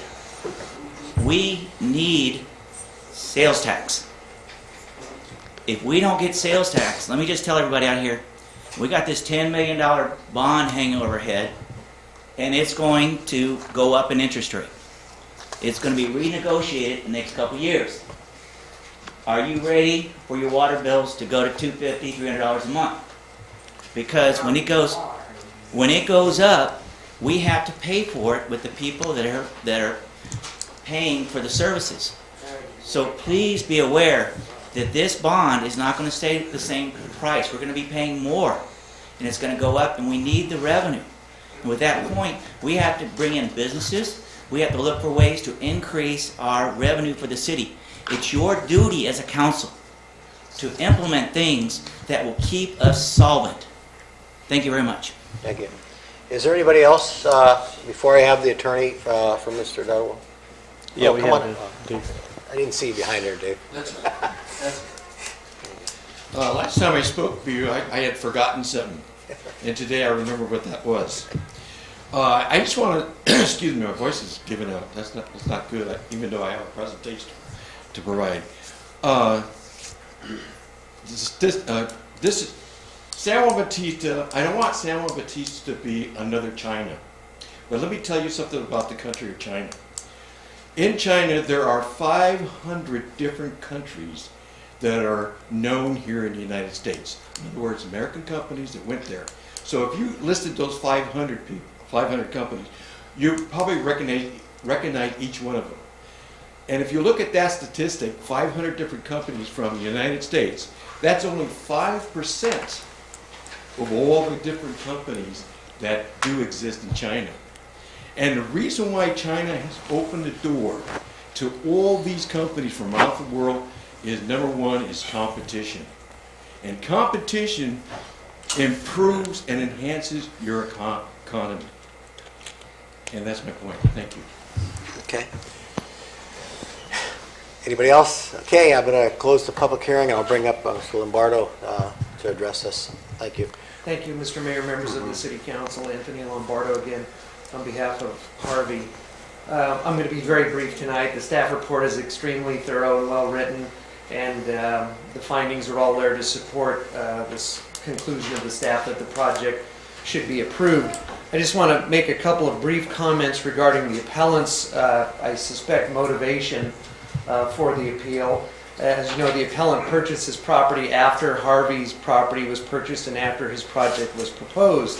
The applicant is doing significant improvements to the street on the Alameda, and as the staff conditions proposed, paying significant amounts of money towards cumulative improvements to the intersection. I believe that the appellant is coming through with their own project in the not too distant future, which will also have significant traffic impact. So it is certainly in their personal best interest to try and have Harvey pay or contact Caltrans and try and get Caltrans to suggest that Harvey should pay for all of the improvements at the intersection, because those are improvements that I presume they will not have to pay when their project comes before you. The traffic study that was commissioned by the city states that no deceleration lane is necessary for the project-only impacts created by Harvey's project. It is necessary on a cumulative basis when the Leal Hotel expansion is completed and when there's 18 acres of further commercial development that's proposed or planned for in that on the Alameda are constructed, not today. In fact, when you look at the traffic numbers, the intersection doesn't even operate at an unacceptable level of service. I have a fairly significant amount of experience with Caltrans, and I don't know of any project where they don't have an opportunity to do so, that they don't write and say someone should pay for the improvements on our highway so that Caltrans doesn't have to pay for them someday. In fact, Highway 68 going between Monterey and Salinas, that's a state highway. The County of Monterey has had to tax itself to do every one of the intersection improvements there because Caltrans won't pay for their own highway improvements and writes the county with every project that comes in, whether or not it fronts the highway, and says, county, you should make these people pay to upgrade our highway. That's just the way Caltrans operates, and maybe we can't blame them considering the budgetary constraints the state seems to have these days as well. But Caltrans is just another opinion. This project does not require an encroachment permit from them. All of the access is on the Alameda, and your conditions deal with those requirements that meet the fair share and the project-specific requirements. In fact, there is already an acceleration, a merge lane leaving the Alameda now. Caltrans letter, I think Mr. DeVries either misspoke or perhaps didn't intend to insinuate that Caltrans has requested an acceleration lane for this project because they did not. There was already a merge lane and their letter is completely silent on that subject. I'm a little concerned by what would appear to be an argument that the city should have monopoly here, that it would be in the city's best interest not to allow competition, and I'll give you one, in closing, example of why competition is good. The Valero gas station that we've heard so much about, not only, of course, is a chain operation, but it is because Gail from my office happens to live in Hollister and buys gas here. She says it's one of the most, if not the most, expensive gas in San Benito County. Harvey's stations sell gas at between 30 and 50 cents a gallon cheaper than the Valero. So when you talk about an unmet need for the community, I'd say having affordable gasoline is certainly a need for the community. Having a clean vehicle charging station, which doesn't exist in the city, is an unmet need. And diesel fuel is not sold in the city. And I'm sure several of us, I certainly have a diesel automobile. One of my automobiles is a diesel pickup. And I, like one of the previous speakers, don't particularly care to drive, 20 miles out of my way to buy diesel fuel. So those are all unmet needs. In addition, Harvey's facility will provide the ability for later purchase of whether it's over-the-counter medical goods or milk or bread or whatever. It's a need the community has that isn't met now. Those opportunities don't exist in later hours of the evening. So we would respectfully request that Council support the staff recommendation, uphold the approval of the appeal with the conditions set forth in the staff report. Harvey's obviously here sitting next to Gail if you have any questions for him, but we appreciate your time and appreciate your support of the project. Thank you. Thank you, sir. Okay, I'll go bring it back to the council. Who wants to go? Who wants to go first? Yeah, fire away. Rick? I'll go ahead. Before Dan's presentation tonight, I had vacillated on this deceleration lane. And I recall one time, and I think a lot of us in San Juan have seen this happen, where a big truck comes over the Lang Street Bridge and comes down the hill toward the intersection, and they actually accelerate because they're gambling that they can make that green light. And I've seen many times where they haven't made the light, and all they do is they lay on their horn. They don't make any attempt to stop. Now, I think what we're possibly going to have happen here, conceivably, is somebody from out of town in the left lane planning to go on through, and oh my gosh, there's a gas station, we need gas. And then somebody else in the car is going to say, I have to go to the bathroom. And the kids are going to say, I want to get something to eat. And they're going to cut across to turn into that gas station, and they're going to end up between a Peterbilt and one of the trees behind the RV park. And I don't like putting all of this on Mr. Dodwall. Maybe there's a way that we can share the financing among all the people that are going to be involved in the development of that area. But I really think that we need to put in a deceleration lane, or have one put in as a condition on this project. I like everything else about this project. You know, I remember years ago, a former city manager and city planner saying, if we could just get a gas station on that corner. There's already commercial zoning for the old San Juan Inn, now the Hacienda de Leal or whatever it is. There's commercial zoning on the corner, and I'm sensitive to the needs of the people that live across the street, but they are in residential housing, or pardon me, residential zoning.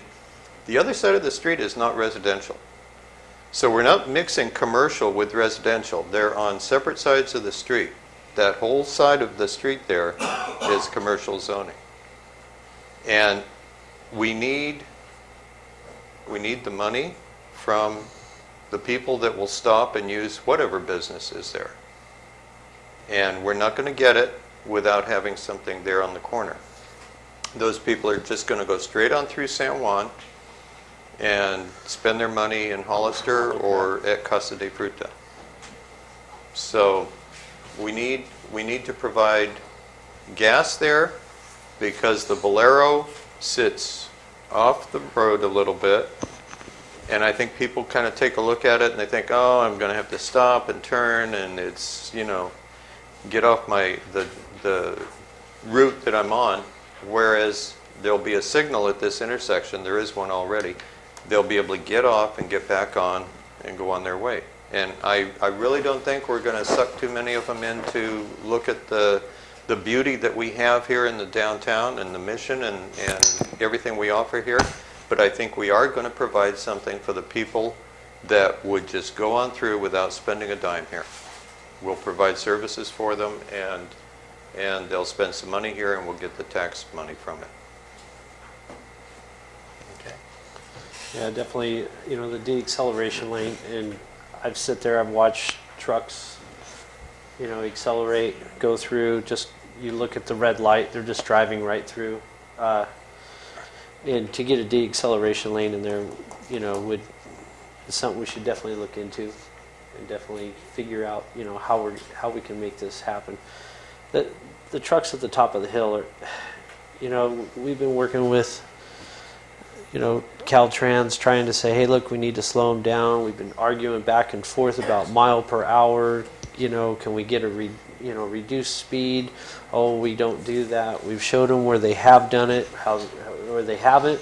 You know, it's just an ongoing battle with them. I think there's something we can make happen with that. We do need the revenue. We're, like Chuck has said, that bond's going to be coming through, and we're gonna need a lot of money. And as far as, you know, real estate in this town, if you hear that there's a $300 a month water bill, you're not going to want to live here. And nobody's going to be able to afford that. That's a huge impact to each house. Some people may be able to afford it, some can't. I know I can't. And, you know, we need something with a little more curb appeal in this town.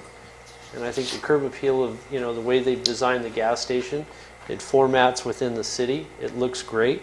And I think, you know, with, you know, Leal's future project going, that, you know, we're going to get a lot more curb appeal, and we're going to get a lot more people into this town. You know, safety issue, yeah. You know, I've dealt with that intersection over the last, you know, 10 years of the gas, you know, within the fire department. And I think no matter what happens, you know, it is what's going to happen. You know, during the, you know, the kids, the time of school and everything, I think that, you know, they can probably just go across the street to Windmill. They probably will.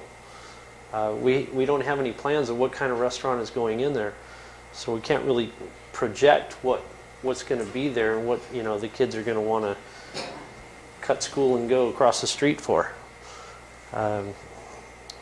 That's kind of, you know, my position on this. I think it's a, you know, it's been a long process. I think both sides had great points. You know, of what's been said. There's, you know, a lot of concerns, and there's a lot of, you know, good. And so, you know, I'm just, you know, I think it'll be a good project. Thank you, Council. Jolene,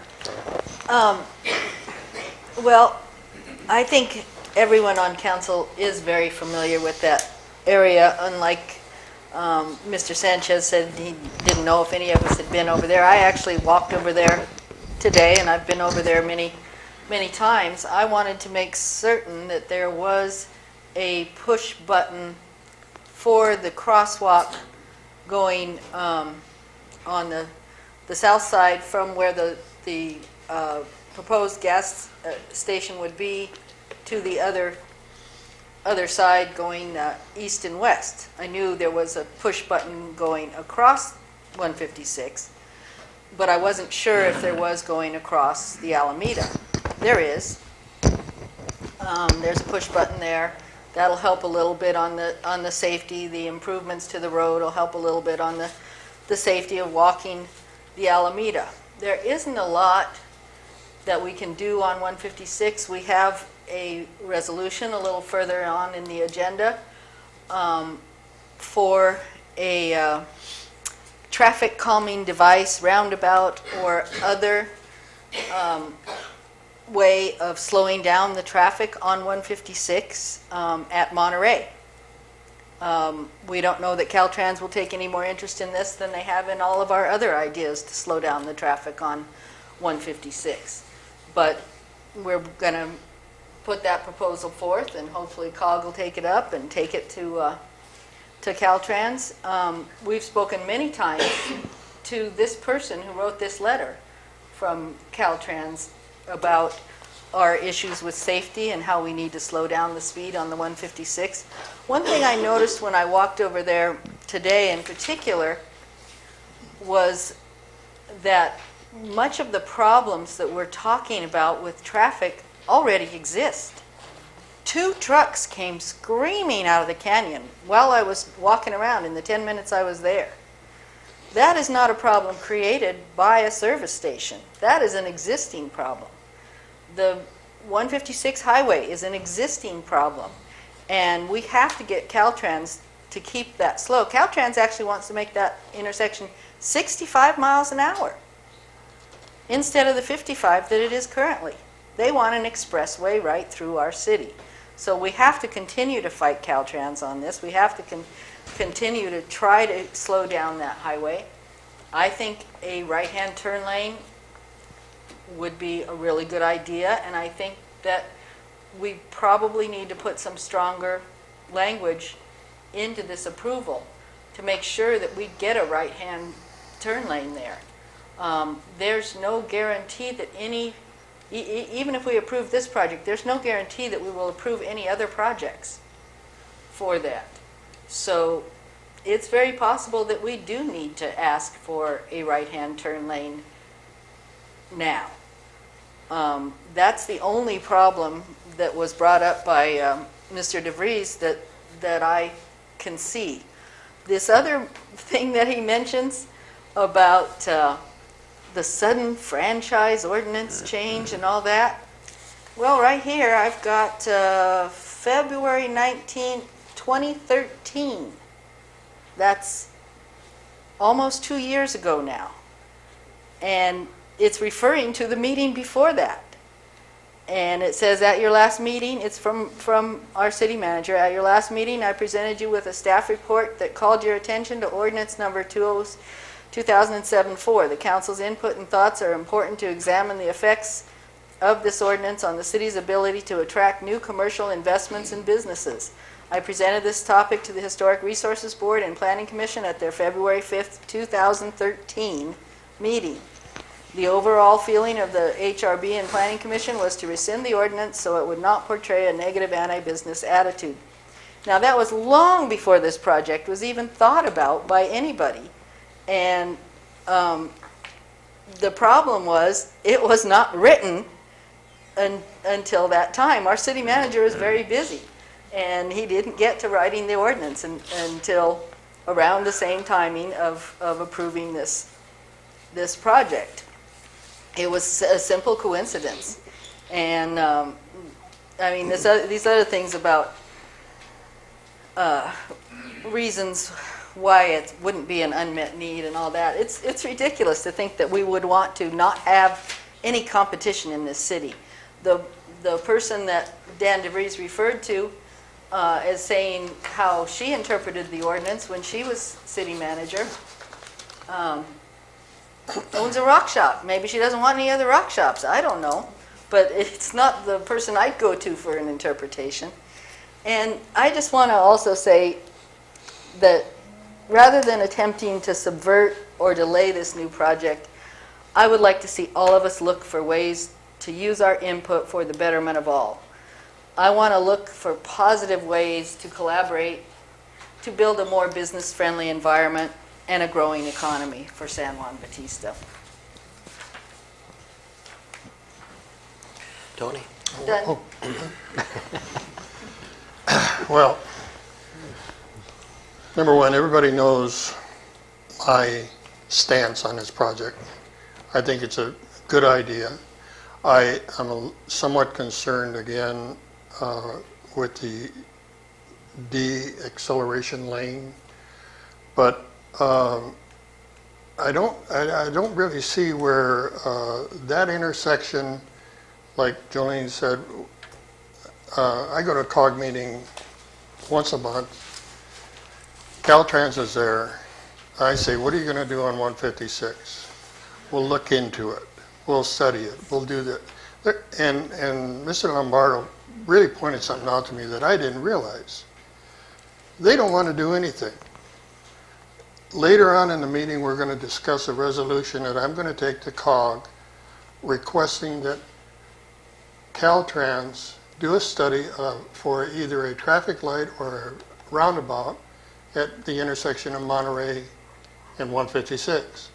That would slow down traffic there. But I'd be willing to bet, after what Mr. Lombardo said, they're going to come back and say, that's a wonderful idea, San Juan, why don't you pay for it? And we're not going to be able to pay for it. Now, the other thing, as far as the neighborhood is concerned, I believe, and correct me if I'm wrong, that on the west side of the Alameda is zoned residential mixed use? I think it's mixed use. No, it's on the west side of the Alameda. The first house, the old Wilcox, is zoned commercial. Right. And everything south of Old Lang Street is zoned R1. R1, okay, thank you. In the new general plan in the 2035, it is designated mixed use. Okay. Now, I guess my question is what did you expect to happen to that piece of property on the corner there? Was somebody going to make a nice park out of it?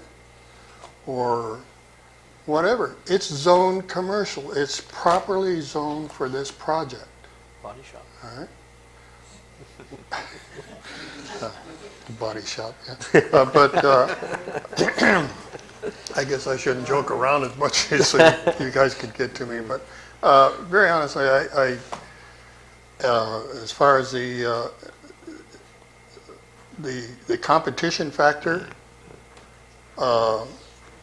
we need it. If you stop, like some people have said, that San Juan should not do anything. No new businesses, no new houses, nothing.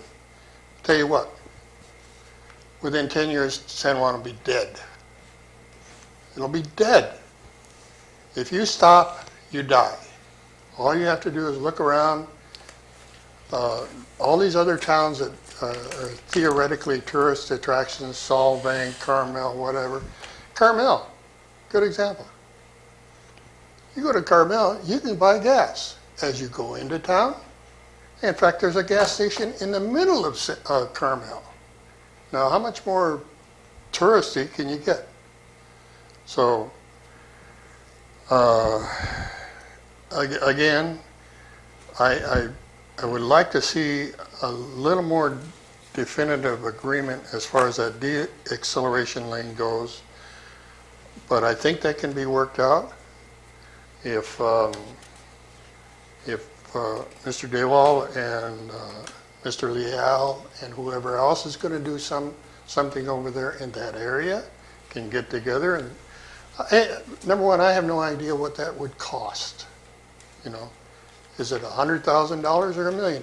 I have no idea, but something probably eventually is going to have to be done there. And then the other thing is, you know, the projections say 1,800 cars in there a day.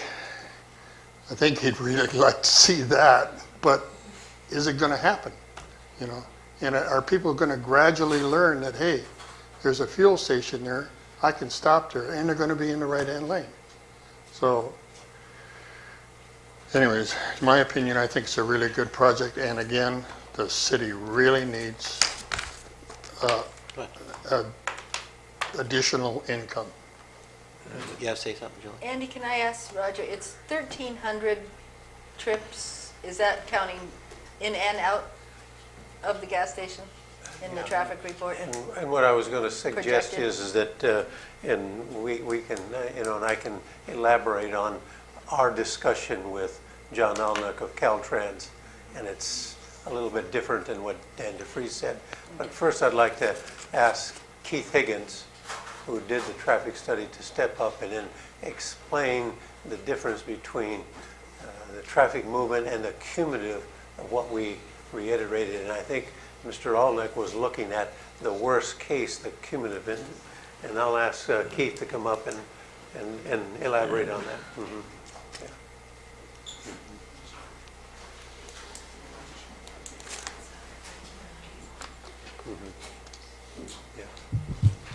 Good evening. My name is Keith Higgins. I'm with Hatchmont McDonald, and our contract is with the City of San Juan Bautista. We prepared the traffic study and also the initial study for the project.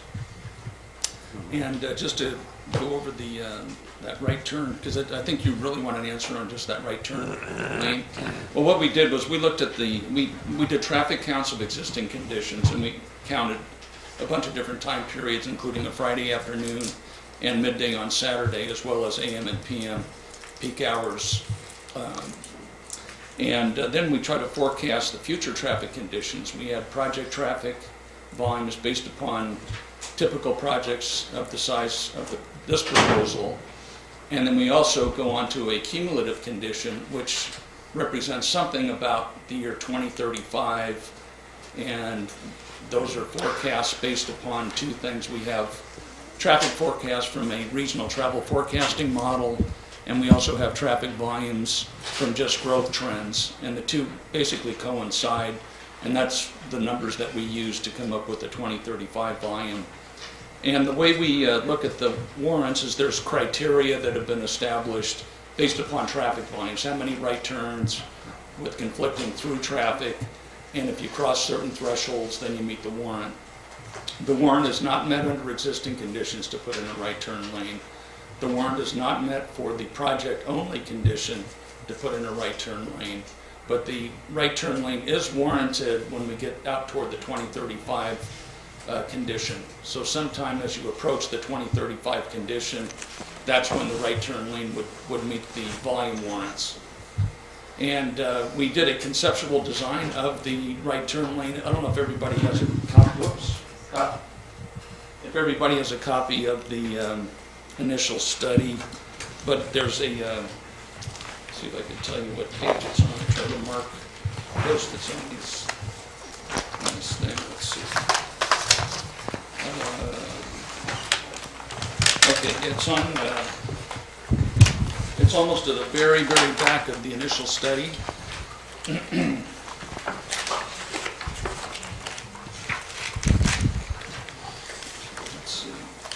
The last appendix, Appendix E? Appendix G. If you go the page before Appendix G, that's the last page of Appendix, whatever, Appendix F. The traffic studies in Appendix F.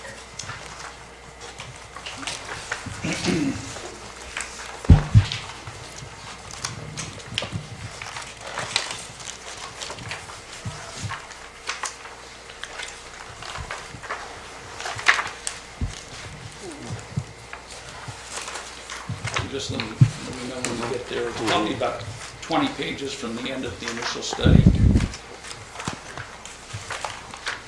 traffic study.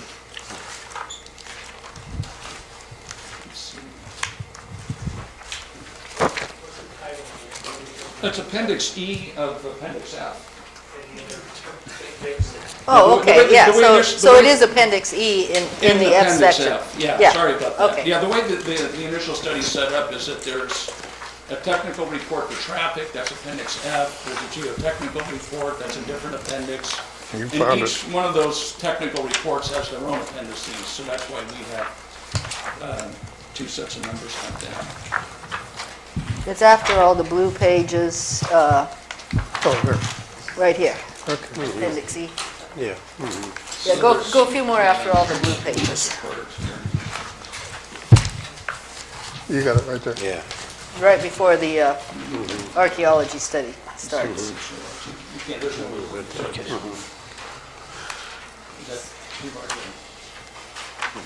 They're being smaller. You see it? Because not everybody else can see it. And I'll turn around and kind of show it to the So it's audience before too. the cost. Because everybody else Right there. I think has it. As soon as we get there. Yeah. So if you go to Appendix E, that has the concept plan. And you mind if I show everybody in the audience too? So you This is the acceleration. It's just This is the we have acceleration some lane. topographic survey work. at Now, the the reason that I intersection. did not And then what we did was push we for showed the what acceleration right is turns look like. they have to restripe this whole thing as part of the widening that's coming down. I was going to say, and there's sufficient, This kind of shaded area would be the right and turn there's lane. some, And then if we had a right turn acceleration exactly, lane going out. exactly. What that would look like. So that's, it's basically just 12 acres widening. And then the length of it is based upon Caltrans So they're standards. They have a highway design Oh, you manual. gotta do this, but then they And increase this from 50 actually, if you went the page before then, it shows the warrants for the right turn lane, and it's, I'll show everybody that little warrant worksheet. It's just a little nomograph, and we have dots, and the dots fall above this line, and each warrant for a right turn. Oh, yeah. And that's based upon traffic volumes, so it's in the report. These are these things. right? So anyway, so that's what we have for a plan. And if you go to the next sheet, we actually did cost estimates for both the right turn deceleration lane and the right turn acceleration lane. So we do have costs in the study. And the right turn, let me know if you guys can find that. Okay. We gotta go ahead. Just right after the plan, we have a planning level engineer's estimate, because we don't have detailed plans, but we That's have the basic cost. unit costs that we use for But- these things.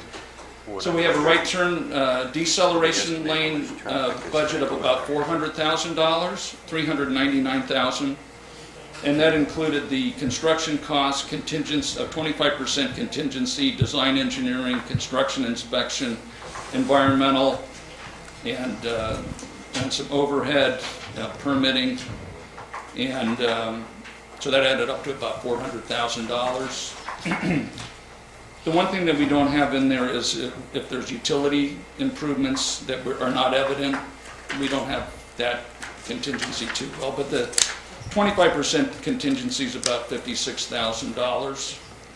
And then we have the right turn acceleration lane, and the budget for that is $1.15 million. And the reason is there's a drainage ditch on the south side of 156, just east of the Alameda, and that drainage ditch would have to be put inside a pipe. So that would be a much more expensive improvement. It's going to be a lot more involved. And the right turn acceleration lane is a longer improvement. So it basically becomes like the right turn acceleration lane, I don't know how long it is offhand, but it's probably around 1,100 feet long. So it's a major it's still that 12-foot widening, but it's a much longer widening than you need for the deceleration. The deceleration lane, we actually had at 440 feet with a little taper. The total improvement's almost 600 feet long, almost 2 football fields long. That's for the right turn deceleration lane. And Keith, could you explain is that acceleration lane, the length of that will really be mitigated by the widening of 156 that will commence next year on the design. It goes all the way to Union Road. Right. Mhm. That's and to be honest, I have not seen the plans for what they're doing there. So Roger, I you know have the plans. better than I know about that. Mhm. Yeah, if we had to do the right turn acceleration lane, you know, if the city had to do that, or you know, the developers or some combination of all the different developers or whatever, it was 1,100 foot long full right turn lane plus another 600 and something feet of taper to get back to the existing roadway width. So that's 1,700 feet long. It's more than a quarter mile long, about a third of a mile long, to give you an idea how long that acceleration lane would be. And then you got to fill in the ditch, put in a big pipe, and so that gets to be a pretty expensive improvement. So the two together is about $1.5, $1.6 million.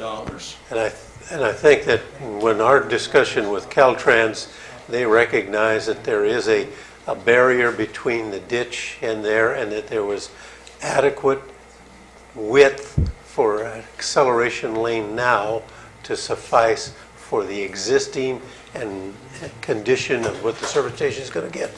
But at the year 2035, it will be needed to widen.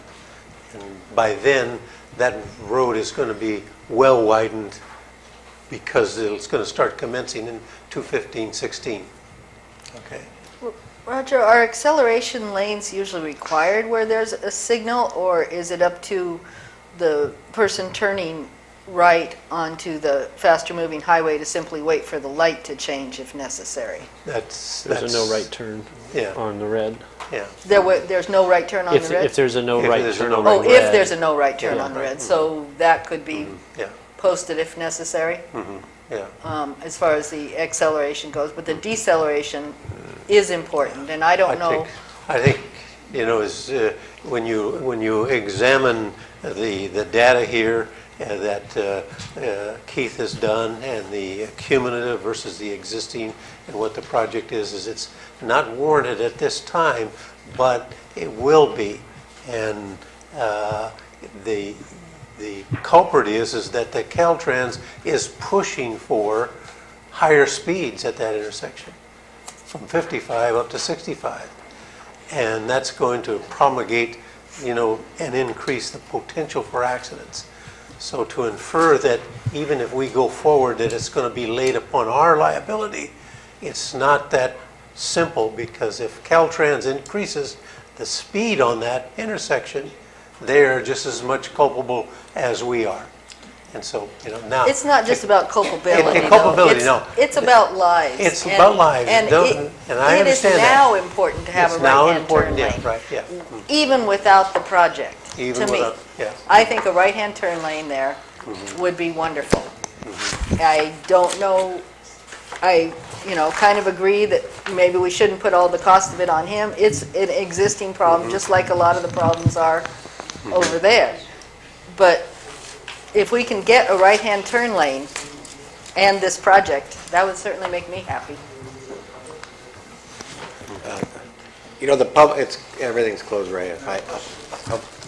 Well, go ahead. May I ask, this deceleration lane, is that going to be, you said 12 feet wide? Yes, the standard lane width is 12 feet, and then we also have an 8-foot shoulder next to the right turn lane. The reason I asked that, on a deceleration, you have the street light there already. That means removing the street light there to be able to accommodate that 12-foot lane? Yes. Does that also mean removing that stucco wall that's there? And how does that affect that historical building that's there? No, it doesn't require moving. Well, what it'll do is you have to move the curb return where the traffic signal pole is. That all has to get moved further south. Okay. But there's enough room between the edge of pavement and that wall next to the house that you can do the right turn lane. And I don't think there's any right-of-way acquisition that's required either to do that. No. So it can all be done in the existing right-of-way. Will that accommodate the truck and trailers that have made the turn? I've seen them making a turn going east, where they actually get into the inside lane with the 52-foot trailers with the truck in front is about 65 feet, and the only way they can make that right turn lane is to go in the inside lane and cover the right side lane to be able to make that turn. I've seen it time and again. Yeah, you know, some of the details of this we have, because it was just a conceptual design, but when anyone designs the final improvement, they'll run templates, because on these plans, you can actually simulate the vehicle turning, and you can make sure that you have the right radius on the curb return, that kind of thing. So it's maybe very likely that you'd have to increase the curb return radius, you know, to go to, so the truck can kind of hug the curb better when they're making the turn and not encroach on oncoming traffic as they turn right. and not They the go audience. in Sir, hey, through sir. lane. Yeah, you know what? Mm-hmm. Okay, keep it I going. think we got the gist of it. Okay. And I'm gonna, are we done with, good. I would like to ask one question. So as I view your traffic study, you were studying existing trips?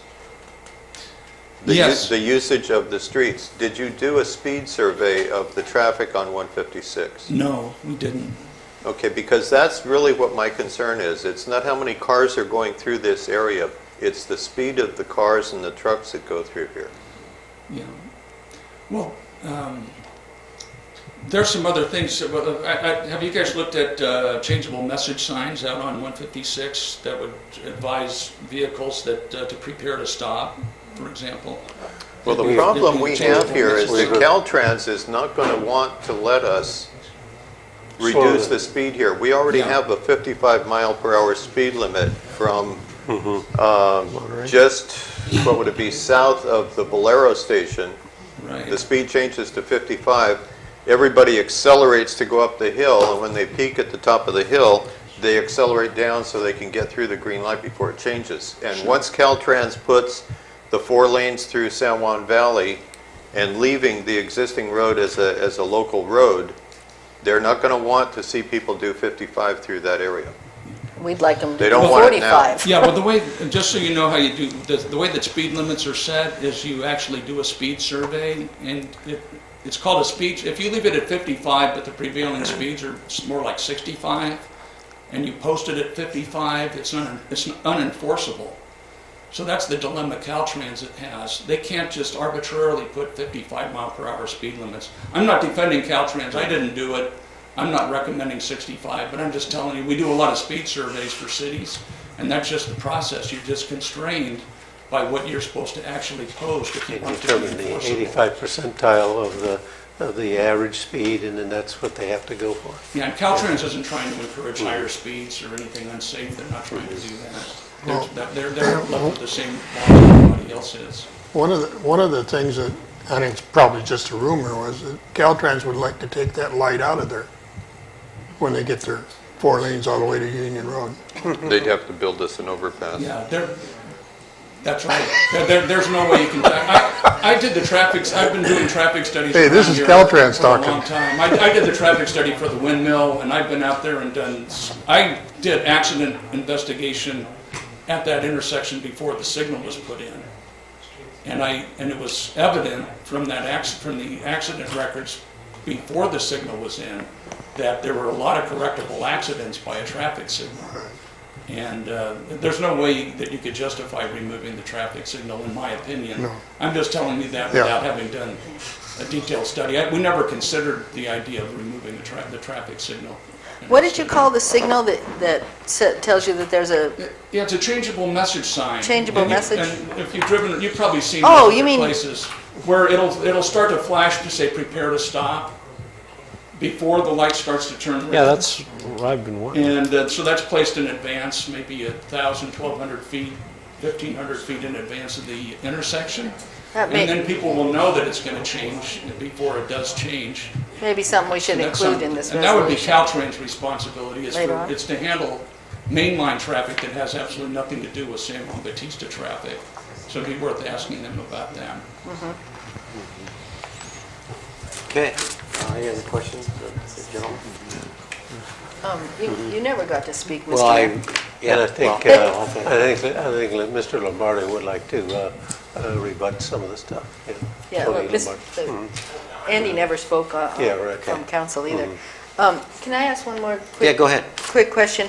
Because we got a couple of letters from residents over there, and I can understand their concerns. Like I said, when I walk around there, it looked to me like most of the concerns were existing, not things that are going to be created by this. But I didn't understand one sentence in one of these letters where it said he was going to now have to turn right off of Old Lang Street. Well, turning right might be the prudent thing to do anytime if there's a lot of traffic coming through there. But there's nothing about the changes that we're planning on making that would force him to turn right, none, correct? He none would be able to whatsoever. turn left if it was safe. We have a preliminary striping plan, and that intersection will be blanked, keep clear, so that anybody coming off Old Lang can make either a right or a left turn to get into the left turn pocket or the right turn pocket. Thank you. You know, I know, go ahead, Mr. Lombardo, and I think Mr. DeFries wanted to follow behind you, so go ahead, and then I'll let. I was just going to suggest a possible solution. Obviously, the council's interested in getting the deceleration lane in there. As I mentioned earlier, Harvey doesn't want to be the one left holding the bag on it, but he's told me tonight that he would voluntarily pay for half of it. Mr. Leal's coming with his project right behind. He can pay for the other half of it.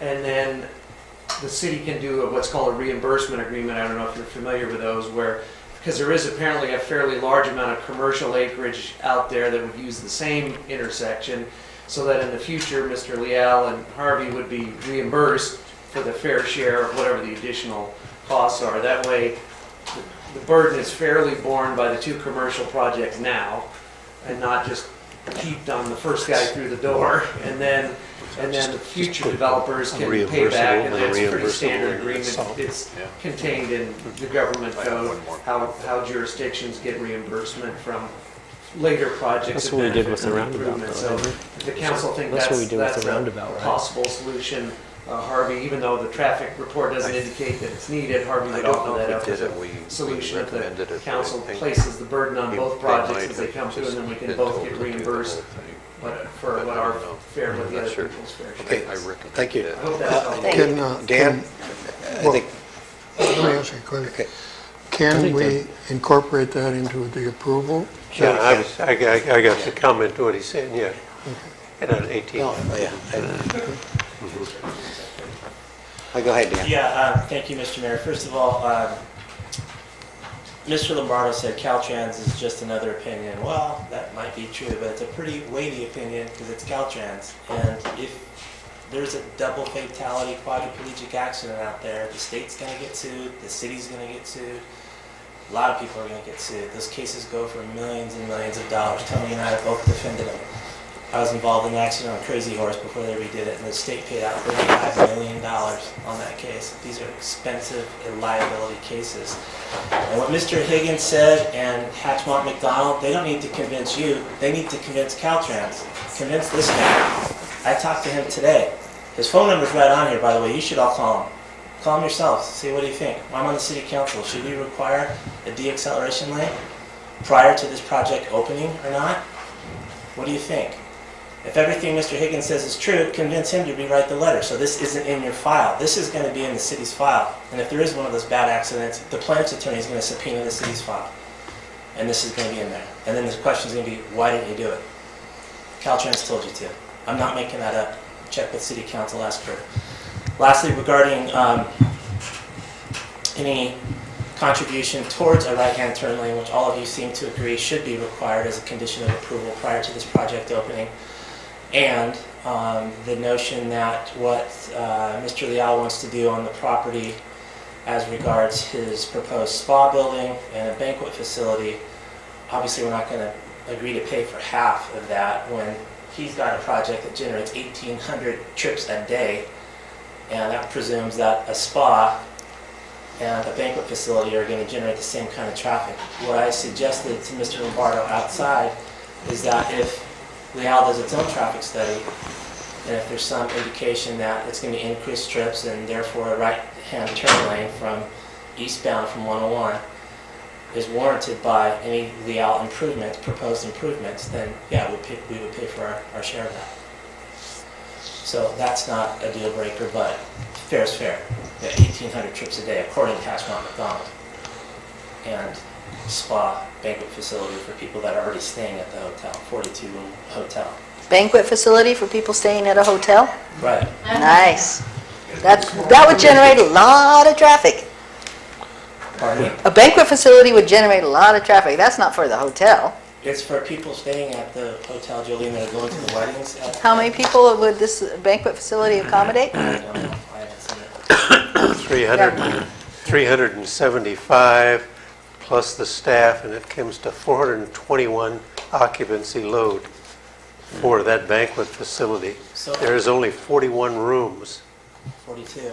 And as I said, most weekends at Hacienda are utilizing the rooms for weddings and events that happened at the Leal Vineyards and San Juan Oaks and so forth. Those people stay at the hotel.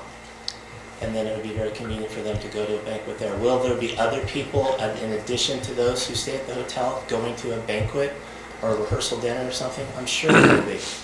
Tony and I were talking about, I'm sure there are people that are going to go to the spa who aren't staying at the hotel. But he represents Bernardus, and he'll tell you that most of the people that go to the Bernardus spa are staying at Bernardus. Do a few people go to the spa who aren't staying there? Yeah, sure, a few. But we got to talk about percentages. All of that stuff can be worked out in a traffic study, and if there is a showing that new trips are being generated by the new Leal uses, then it would be appropriate to have a sharing agreement. So, but by doing that, then he wouldn't be eligible for any reimbursement for any future commercial use in that area. I don't understand that. Say it again. Okay, so so they split the cost for it, okay, and they're all going to get reimbursed if future development out in that area, commercial, is going to be paying their share for that turn lane. But by not splitting that, he won't be able to be reimbursed for that. He's only going to be doing his percentage as well as the rest of the people would be. No. He can fund the right-hand turn lane and then would be reimbursed not only by Leal, but by anyone else that would come south of San Juan. And what Caltrans told me is going to be new San Juan. So let's say there's 4 new developments and they're all going to benefit from a right-hand turn lane. They would all get reimbursed. They would all have to reimburse Mr. Dadwell. He's the first one there. And his project is set to go, so he pays and then gets reimbursed. The whole idea of the reimbursable was the portion that's not actually you generating would be reimbursed, not the entire half, but whatever because what was offered, the half is more than he is expected to pay for the trips that he will generate. So what he would be reimbursed would not be that entire half, it would be the portion that he is paying above and beyond what his fair share is. Fair share would be. Thank you. Anything that Leal wants to do or doesn't want to do on the property in addition to the hotel isn't before you tonight. That's right. That's correct. This project That's is. right. That's correct. So, in terms of who would pay for a right turn lane, the applicant who Caltrans says is going to require a right-hand turn lane pays for it, and then is reimbursed by whoever else comes online in that area who benefits from that according to their use. I did the same thing for Earthbound down in Yuma, Arizona. Earthbound built a new plant where no other plants were, and Yuma said, you have to build an intersection. Very expensive. We said, hey, wait a minute, that's not fair because Dole Foods is going to come in across the street. We know they are. And Yuma said, yeah, well, so what? You pay for the intersection. When Dole Foods comes or anyone else, then they can pay you back. And that's what happened. So Earthbound paid for a new signalized intersection in Yuma, and then Dole came, and then they paid Earthbound for their share of that. But Earthbound was first, so they paid. If Dole had been first, Dole would have paid. That's just the way it goes. And, am I right, Tony, with reimbursement agreements in general?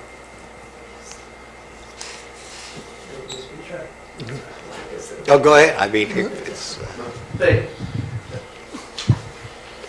Caltrans letter says 44 additional trips require this to be built. And if there's 400 plus people, I guarantee you, unless they're going 6 to a car, the same letter would be written about Leal. Mr. Dodwell has been estimated by the city manager to generate 30% of the traffic need for this.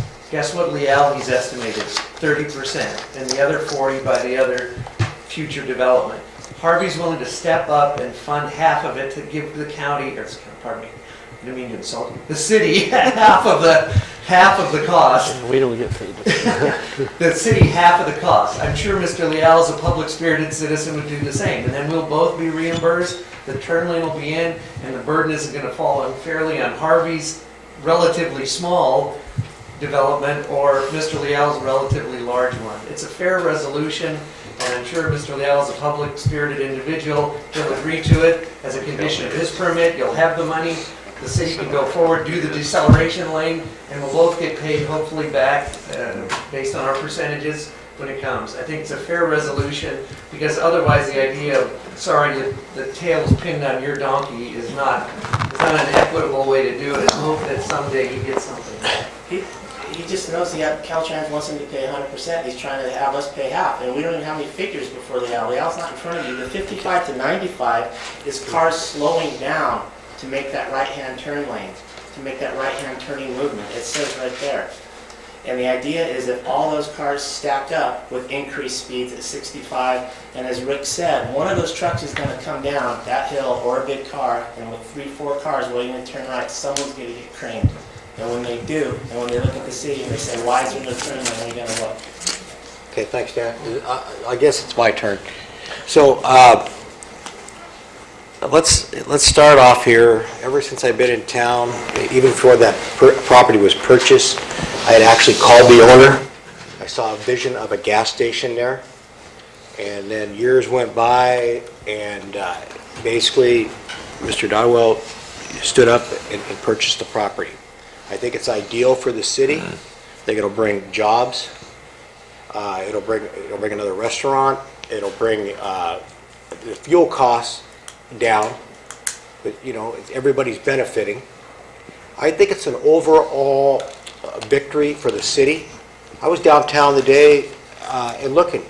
You know, that money generated across the street with Leal, whoever, your business will be picked up, I said this before, and brought to the city where we can stimulate downtown. It's a mess. We need to fix the streets. We need infrastructure. We need animal control. We need more law enforcement. These businesses, and I hope they make a decent living, but they're not doing it for the city of San Juan Bautista. It's not happening, okay? We got lucky 4 years ago. I'll be completing my 4th year. We were broke. We were $1 million in debt. Thanks to the city manager. You heard the revenue. But I want to keep going. And I'll tell Mr. DeFries, I am totally for Leal. I saw that project. I'll go to bat for it. I want to make that whole corner go. Hey, I see a vision in other little projects that want to go. I hope everybody could work together. I know that intersection's a problem. You know, Roger, and I'll go to that. You know, it's 400,000, correct? You estimated to do that. How can we solve this tonight? If you have a gentleman ready to put up 200 grand, do we put up 200,000? Because there's other projects that are coming in, that want to come in. And we fit it, we do it fairly, but we don't want to stall him. But there's other, you know, I don't know what the percentage will be for Mr. Leal or those, the manning the homes, or whatever else is going up over there. But it's got to be a stipulation written that we either get reimbursed the 200,000, because that thing, as soon as we get that thing online, is going to be, I don't know what you estimated, $50,000, $60,000 a year in tax revenue for the gas station. And how many jobs, Mr. Dollar? I mean, part-time jobs for kids. You got a restaurant, you got the gas station, the food. These kids can walk across the street and maybe 15, 20 jobs. You know, I don't know. I bet I see that. And I see the people leaving here to fill up their cars. I don't go to Valero, you know, once in 3 or 4 times a month, but I'll go over to Dazzle's and fill up. But I'll tell you what, if your prices are $2.89 a gallon, I'm going to come there. You know, because I see what our Valero is our #1 tax revenue. People, that's it. 156 is not going away. So you might as well take advantage of it. It's a, you know, and I agree with a lot of the people. You know, I don't want to see downtown destroyed. But you know what? We got that 156. You might as well, you just join the game. Because we need the revenue. The streets are falling apart. People, hey, Eddie, we need storm drains on 3rd Street's a mess. Well, how are we supposed to pay for this stuff? But I am totally for this project, and I totally want to get it done tonight. And I don't know how we come up with that 400 grand, Roger. Well, let but- me read this here. You know, the applicant shall enter into a reimbursable agreement for the amount of 50% of the construction of a deacceleration and right turn lane at the south side of State Highway 156 and the Alameda intersections, period. Okay, but where's the other, but that, let me ask you another question. Now, how long does it take to get a permission from Caltrans to put this thing in? Or can we, we looking at 10 years or 10 months? No, it's something that we got to work out Okay, with this gentleman, Caltrans the and traffic- submit the plans. The traffic guy. Now, No, well, now, go ahead. No, after tonight, if it's approved, he's going to move forward. The application for Mr. Leal has been submitted. It's on the agenda for December the 4th for considerations. If the traffic study has to be done, it will be delayed. By the time Mr. Dadwal gets his facilities constructed, is going to be somewhere in the month of March or April. Well after the approval of Mr. Leal. And then Leal can step up to the plate and enter a similar agreement for 50% of the cost with a reimbursable. And each one of them will be subject to the reimbursable, where if any project continues after that, they will get reimbursed their fair share. Let me ask you another. There's 2 other residential projects pending, not pending, we hope to come forward. Industrial and residential. Lane Street, the little court. Yeah. That's in our city. The Manning property, 40 or 50, where they're doing the earthquake study now, the 18 acres. But my question is, it's twofold. If we give him the approval, how long does it take to get Caltrans to say, yeah, go ahead and put this thing in? A ballpark.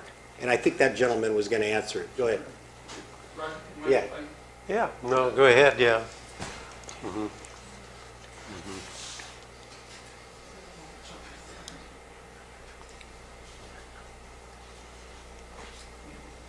Well, first of all, remember I mentioned the $400,000 cost of the improvement? There's, the improvement can actually be implemented in 2 phases. So if the applicant was to give half the cost, that'd be $200,000. And remember, somebody was asking about moving the traffic signal pole back and rebuilding the corner of the intersection. Doing that, that would be like a phase 1, and then you can do what's called just a flare, a deceleration flare, so it would get the right turn. So if a truck was making that right turn, it would now have a wider berth in order to make that right turn, and all the signal work would be done. I estimated that at about $170,000, which is about 40%, but say it's roughly around 50, it's $200,000. So if the applicant was to give the city the $200,000, the city could move forward with a capital project, a $200,000 capital project, and at least get the corner rebuilt with like a deceleration taper or flare, whatever you want to call it, that would get you like a partial right turn lane. And then if I'm saying if you don't have Leal move forward fast enough, you could do the whole project at one time. If Leal moves forward fast enough, or some other project comes in fast enough, and you can get the other half of the money, then you could do that. So then it would kind of make it independent, so the applicant doesn't have to go through the gauntlet of getting approvals from Caltrans. But I think that kind of signal modification project, I've done about 50 traffic signals in Caltrans District 5 during my career, all up and down the whole Central Coast. So I work with their electrical department and their permit department all the time. And we have a signal modification done in Pismo Beach we're working on right now. And so those things can go through. It takes to get, a new signal equipment usually takes about 4 or 5 months. The whole process, probably, I would say it would take close to a year to get through the process and actually have something built, probably something like about a year. But the signal modification would only be 3 or 4 months? No, just to get the new poles. You have to order the equipment. Permits and the poles and everything. They manufacture it, custom manufactured for every order. So and you have to put in the new pole before, and then you take out the old pole. And it's a big, gigantic, if you go and look at how big that pole is with the big mast arm on it and see the anchored bolts, it's about a 10-foot deep foundation, 3-foot diameter. So it's a year before anything would be done? It would take about a year probably from the time you started till it was done roughly. Does that sound about right, Roger? Yeah. So that would be a way to, I'm just giving you an idea. I'm not, it's just food for thought. Yeah, excuse me. Go ahead, Debbie. I just want the city council to be clear when you're making your decision, just so there's a clear record that you can't make Mr. Liao pay more than his fair share as part of your decision tonight. Yeah, so we understand that. What's been offered is a reimbursement agreement for 50%. And so Mr. Dadwell is going to pay his fair share, and then what goes over that to be reimbursed. But you can't make your decision contingent upon you. No, I understand. Yeah, I understand it. So if we want to do it, the city would have to be prepared to pay for that themselves and then get reimbursement if that was to ever happen. Hey, Roger, wouldn't it be? It is a safety issue, and I want the project to go on. I want Leal to go on. I want to make that right turn. We're going to get the money down the road somehow, because stuff's going to happen over there. I don't want to. This is my last meeting, but I see the issue of safety, and if it's 400,000, can't the city just say, hey, okay, you know what? We'll put up the other 200,000, and then we'll regain it with the projects that are coming in. I mean, I think what Rick was saying. I mean, you save somebody's life or whatever. I'm just trying to move things, and keep things going, and well, whatever. Or I'm not tying in Mr. Liao or the project on Lang Street, the housing development. How do we get it, rather than stall it out? How do we move it forward? And we'll get the money. I mean, if it's in, if we do it right, we'll recoup it. Can I mention another option, and that is there's going to be, I don't know what kind of fees the city charges for various parts of the permitting process, but those fees, some of those fees could, I don't know if it adds up to another $200,000, but if those are going to be out-of-pocket fees by the applicant, then the city would be the one, they could apply some of those permit fees toward that capital project, and then when the next developer comes in, the city gets reimbursed off that instead of the applicant. So that's another way to do the finance. And I've seen that done, like all this stuff in Gilroy, the Walmart, all those things over there. I did all the traffic planning, whether you guys like it or not, on Leasley Road and 152, all those signals.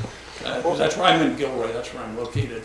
But the way they set some of those up is they have a development impact fee, and they gave the developers discounts on their impact fees if they reach certain performance milestones or goals, and one of them was either the number of employees, another one was the amount of sales tax revenue that they generated. They use a sales tax revenue stream to help finance capital improvements. So that was another way that they did it. So what they did it for over like a 4-year period, they applied sales tax revenue, the incremental increase, and then they used that to fund capital projects. After that, everything was gravy. But then you can still get reimbursed by future development. So there's a couple of ways to do the financing of it. Roger, what about for tonight if we just put in there the wording that you used, but instead of worrying at all about the other 200,000, let's just say that he would give a reimbursable $200,000 to the city to begin the process. And if we end up having to eat some down the road because Leal's project didn't get approved, so be it. That's the decision we would be making tonight. But just say the 200,000 is to begin the project, because the way it's been described, we can actually do half the project with that much money and have that signal moved, and maybe not do the entire lane, but at least have it a little bit safer at that corner. Yeah, I think it shows a good effort on our part. I mean, I'm not an expert on this, but and it sounds better. And I'll tell you what, when Mr. Leal comes here, I'll come here and I'll be for his project. I'm not the kind of person that says I can't do it. Hey, how can we do it? But I want to move things along, and I just want to get it rolling tonight, and the next project that comes in the pipeline, we'll work on it. Dan? And we just wanted to say this really fast, that I don't want to set this up as Tony Navarro, brilliant move on his part, saying, hey, we'll pay half if Leal pays half. No. Let's say that San Juan Inn and Leal don't exist. There is no San Juan Inn. There is nothing else. You've got Caltrans saying that this use, as they studied from the Hatchmont McDonald, is project specific. Whose project? The ARCO project. What's required? A turn lane. This project requires 100% of the cost of a turn lane. Period. Why would the taxpayers of the city of San Juan Bautista cut British Petroleum or anyone else 50% off a turn lane? Why? Well, then, you And know, if- and if someone else- you know what I think Councilman Cozio said it, we'll just go with the 200, and then the next project down there, we'll deal with it. We won't, so the city won't have to ante up anything. And So- the reason we would do it is because our study says that it would not be required at this point. You know, Caltrans read your study and they said it is. So That's somebody their needed to interpretation. Someone needed to convince Caltrans. They didn't say, Caltrans, who they wants to did make not that say signal in here that you 65 have miles to an hour. do a turn lane. They said it's encouraged. No, I'm sorry, Mr. Councilman Bach, it says not. It doesn't say that. These impacts are project specific and should be mitigated prior Okay, to should. opening day of the project. You're a lawyer. You know the difference between should and shall, Okay. okay? You're right. And I got one other thing to say to you, Mr. DeVries. That holds up. There's no such thing as South San Juan or New San Juan. Forget it. This is San Juan.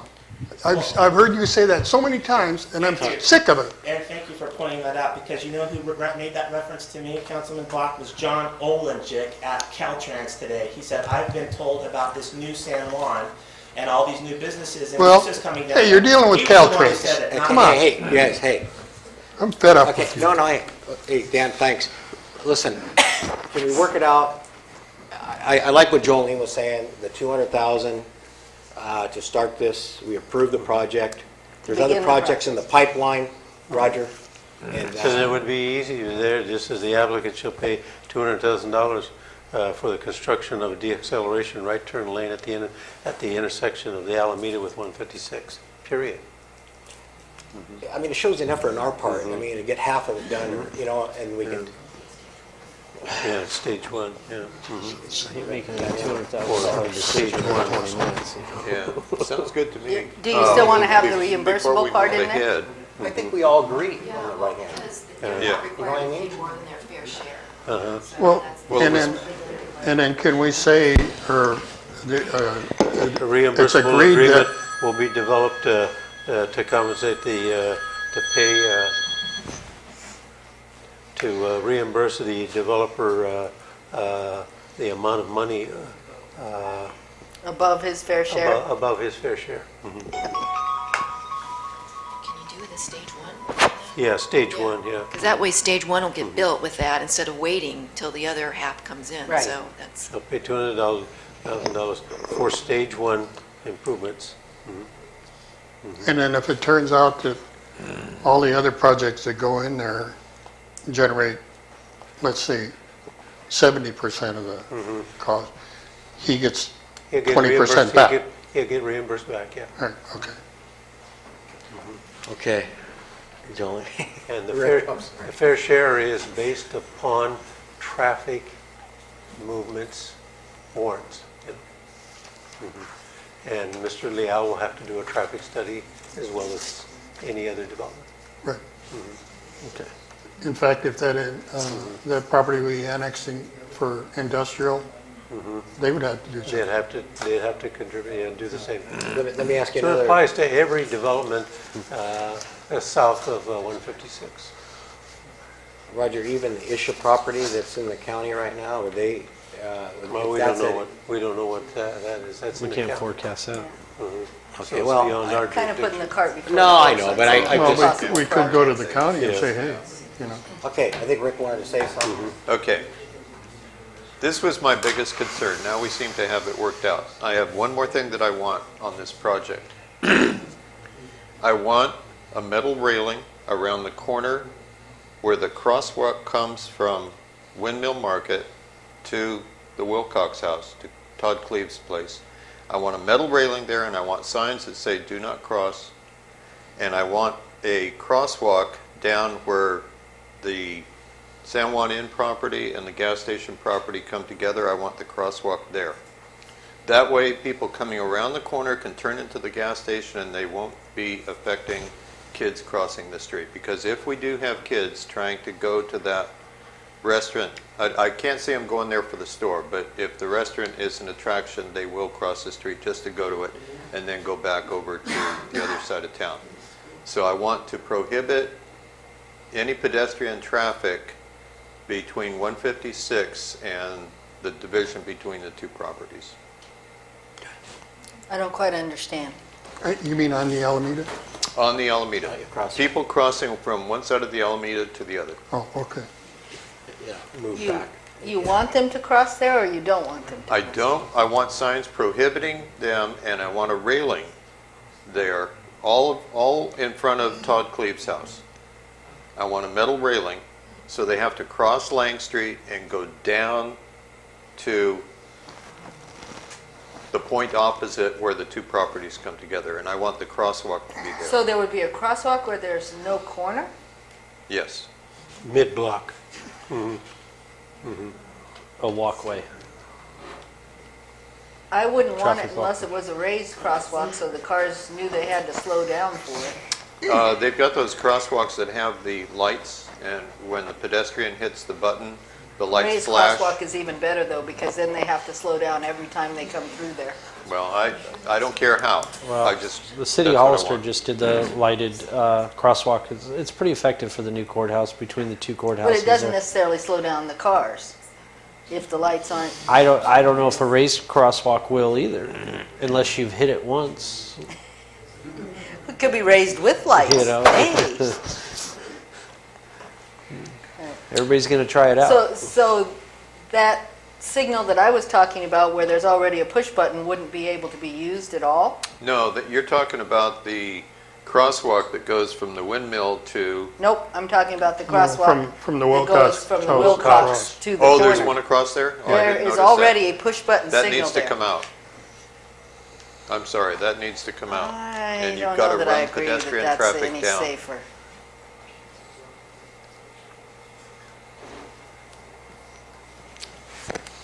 I can 'Cause I crossed there today, picture it- what Rick is saying, and I I can can too, see it, but you got some guy that's But I crossed there focused on today. getting to the gas station, and he's making a right turn, and he doesn't see the kid standing there, or starting to cross the street.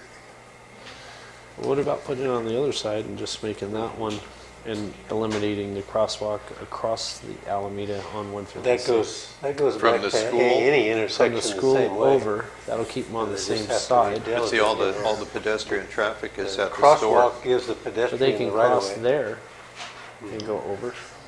But the way these people drive, And we could put a little barrier What right you're there doing to is you're stop trying them from to- crossing there and You're trying to establish a condition for taking out that. That's going to encourage the school kids to irresponsible cross over driving, there. you know, and Kinda, Well, I think we got one half of this, figured Gosh, out. and I The was two- ready to go ahead. Well, no, I understand what Rick's saying. I Make think a we got, motion. What's going on right now, I don't know if any of you pay attention, but I keep hearing on the news more and more cases of pedestrians up in the San Jose area being hit and killed by vehicles. People don't pay attention to crosswalks. They don't pay attention to traffic signals.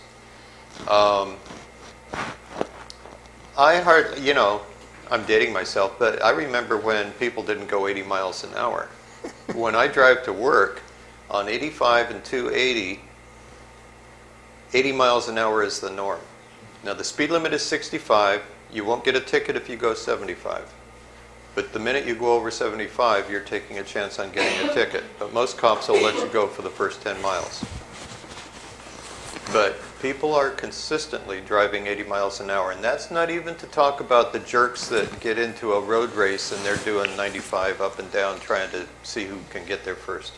Yeah, I'm just not sure that it's any safer for the kids to cross mid-block than it is for the kids to cross with a signalized intersection with a walk, don't walk.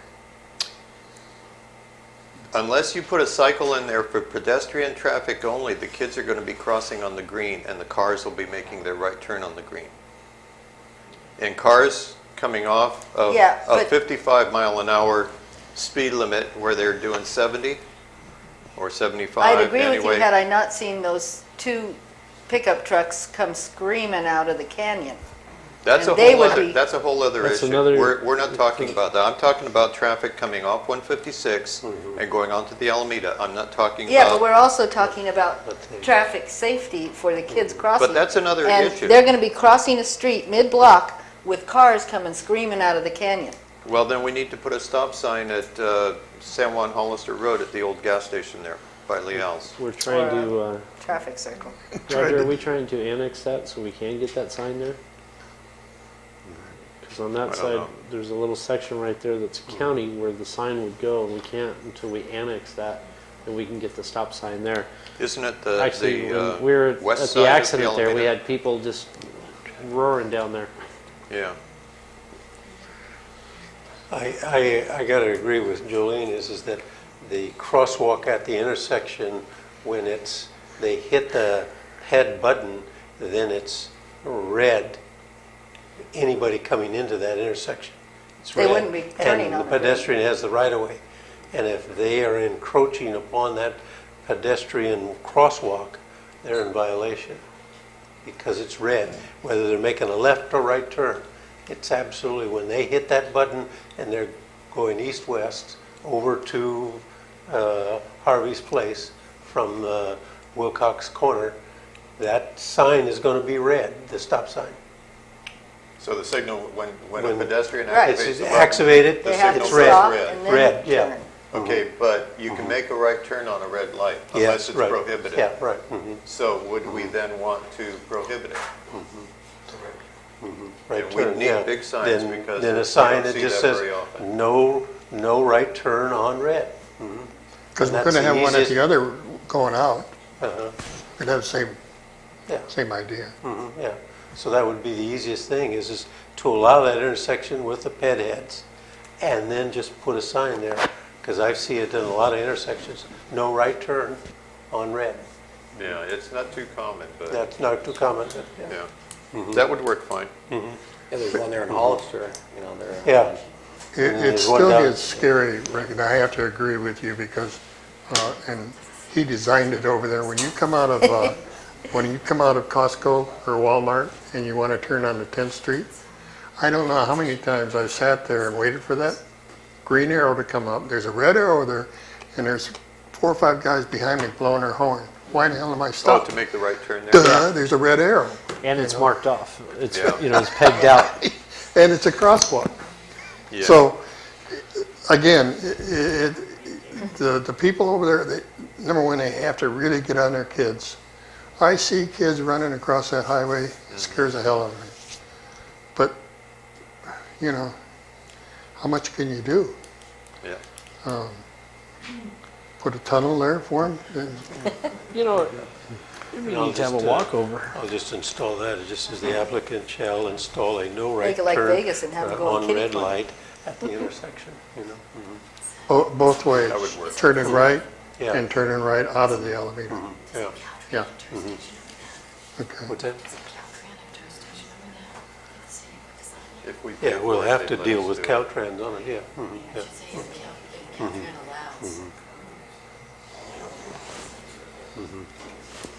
So the signal's still ours. So No, this the- whole thing would have to be worked out with Caltrans, as far as moving the signal Yeah, but and the crosswalk, the whole thing. if you can now push the button and get a red signal light for 156 traffic, then the only change would be putting up the signs that say no right turn on red. Caltrans wouldn't object to that. Unless it backs up their traffic. No, it's already a red light. Wait a minute. If you push the button for a pedestrian to walk across the Alameda, why would traffic have to stop? No, the traffic going across the crosswalk has got to stop, not going parallel to it. Yeah, but what I mean is when you push that button now, that doesn't generate a red light for 156 traffic, does it? No. Because you don't need to stop 156 for somebody to cross the Alameda. When they hit But that you would have button, a separate this- red light this- for turning right. Pushing the button doesn't change anything except it makes the little pedestrian light up. The lights stay the same. Pushing the button, you can't change the signals by pushing the button. Oh, excuse me, there is one thing that changes. The length of time that the signal stays red on 156 is a little Exactly. longer if you push the button to cross 156. The other one doesn't change anything as far as timing or anything for the intersection. The lights still go red and green on the same schedule. So my point is, if you're heading toward Hollister on 156 and a pedestrian wants to cross to the new gas station and they push the button, they're going to get a pedestrian sign, I guess. Don't walk. Yeah. But the traffic is still going to be going this way. And so how are you going to keep a car from making a right turn on a green light? No. Yeah, that's what I see all the time. Maybe in he's the got the cities, answer. is that, you know, But that's every intersection is if somebody's here and they stop and they're making a turn and somebody's in there, they've got to stop. You know, that goes to every intersection. But what I'm thinking is that this is possibly going to create a what do they call it? Attractive nuisance, I guess it is, for kids to want to cross to get to the restroom.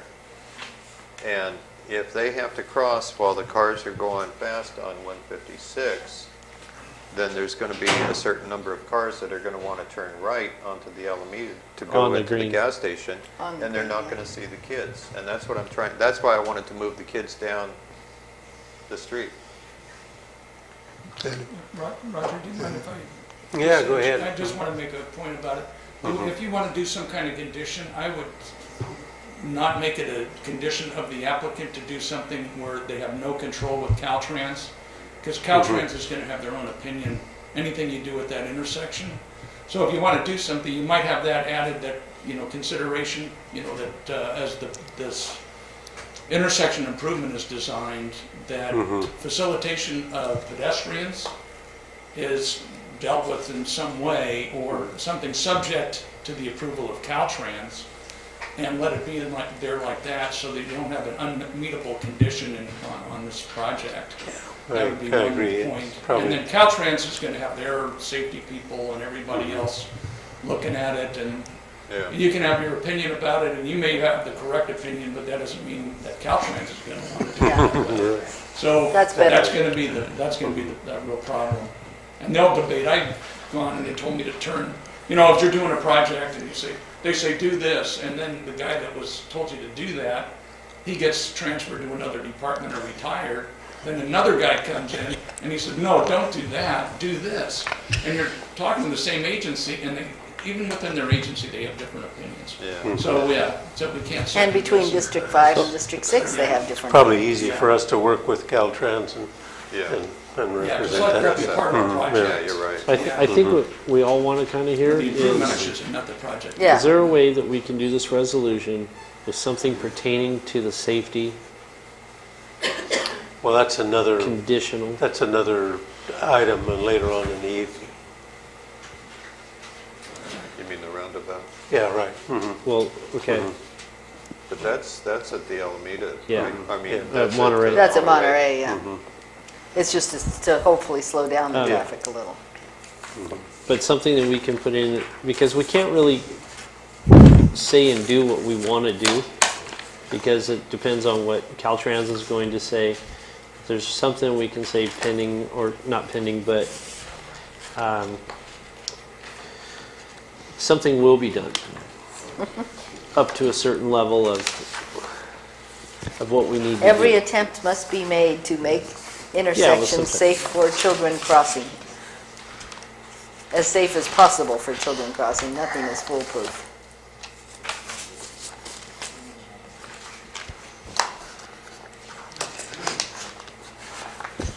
Okay, Shall we do a motion I with need the, it, well, yeah, we need a motion, but do we need to approve, Debbie, the mitigation?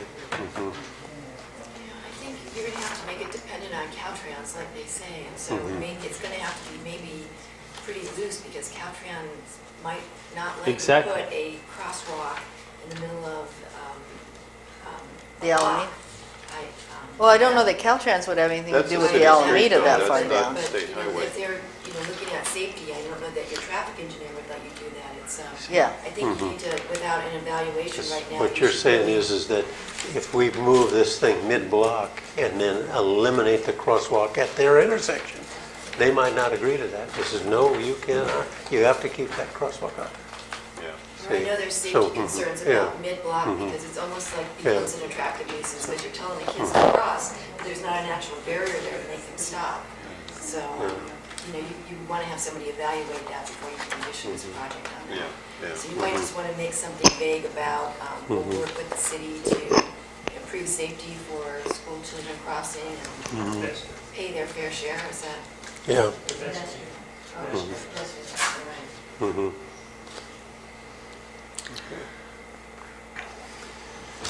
Well, who's ready to, Well, I'd like to make a motion to approve the resolution with the accepting of the generous offer for paying for In other words, Phase 1?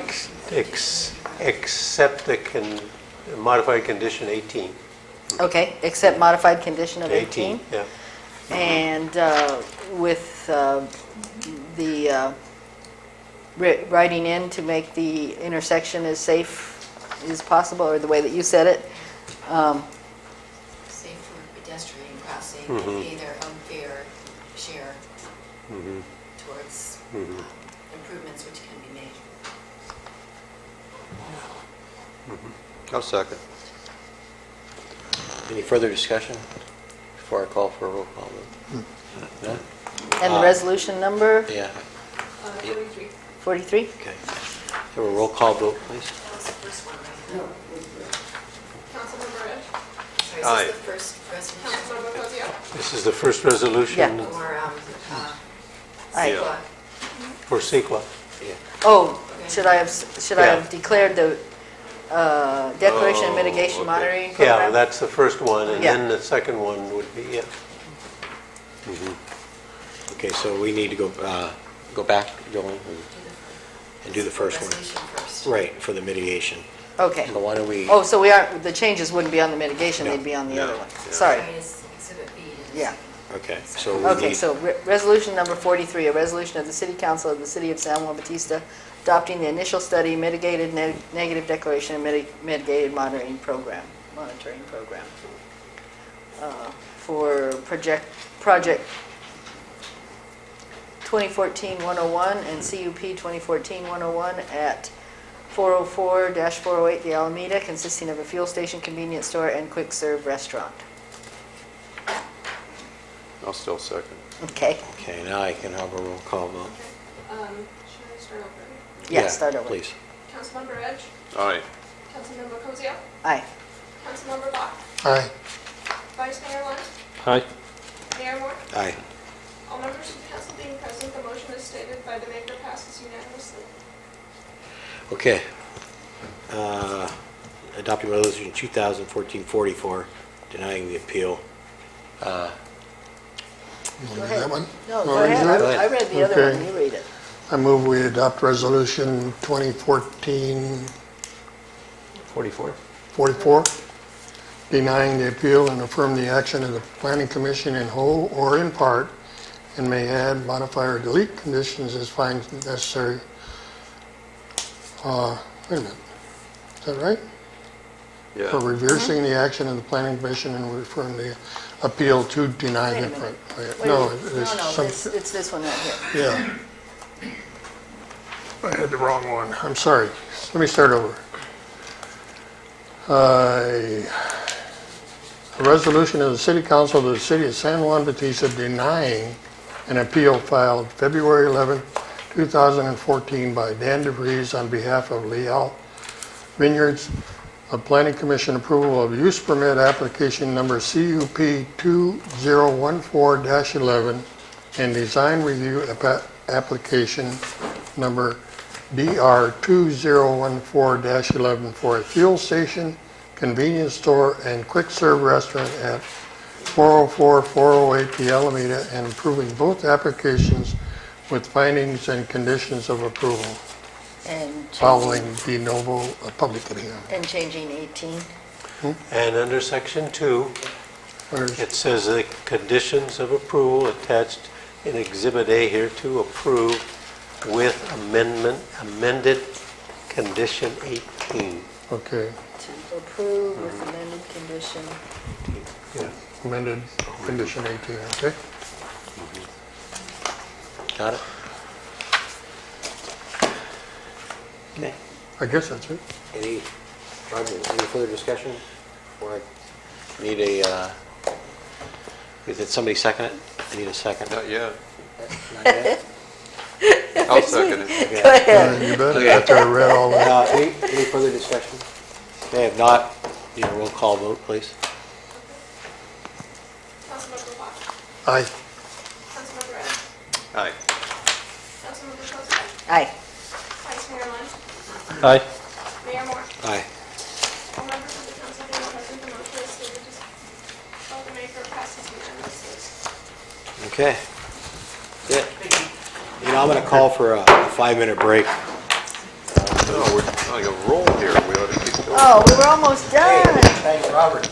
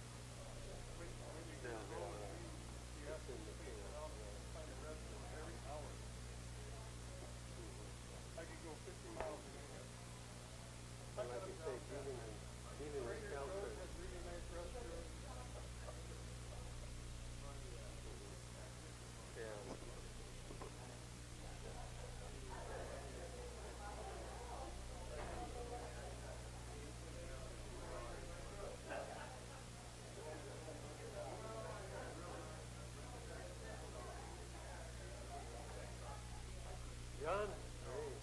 Sorry you didn't get to make your presentation.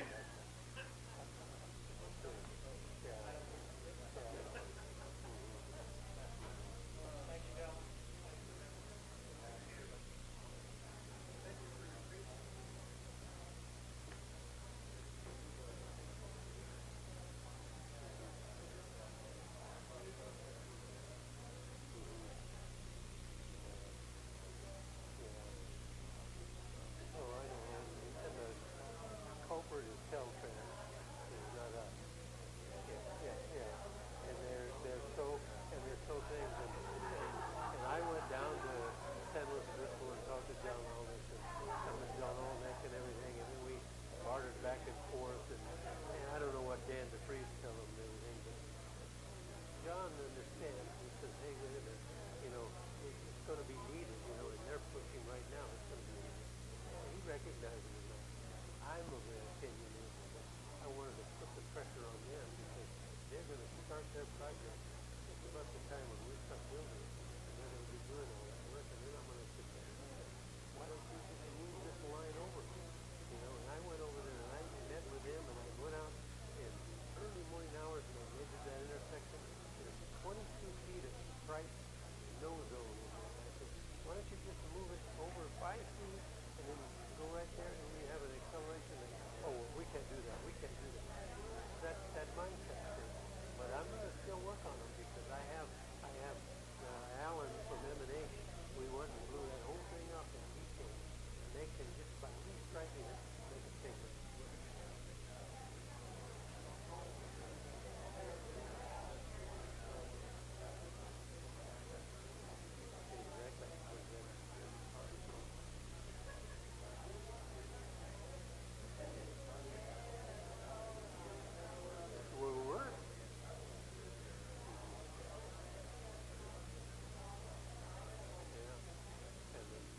part about it is after they come through our intersection and they start heading to try to buy Karasaki and they get to Mission Vineyard, they're going to be rolling 65, 70 miles an hour. And that's a disaster waiting to happen. Yeah, the second one off the road comes out to Mission Vineyard, and that's it. Yeah. No. Further, yeah. And then that traffic doesn't get. No, they're starting a project at the Alameda. Yeah. Yeah. No. Because right past the Alameda and then right past there, that whole thing is going to be widened all the way down to in front of Karasaki. Yeah, exactly. It merges right there about right behind Leal's place and starts merging there. They're going to widen that whole thing there.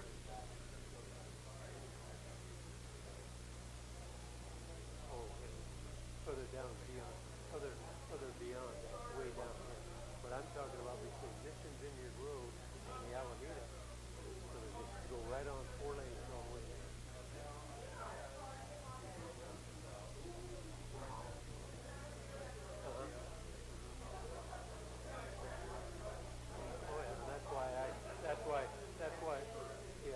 That's why I put it in for the condition for Harvey as well as Leal. Anybody else, they're going to pay us their fair share, and I want to get that built, and I've got it drawn and everything. The only trouble is part of it's in the county and part of it's in the city. And that's why I want to get that area annexed.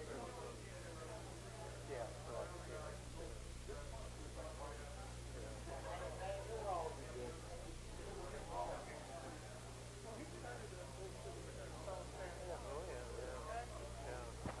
I've seen it. It's really, the people come out of that canyon and they just go and look at it.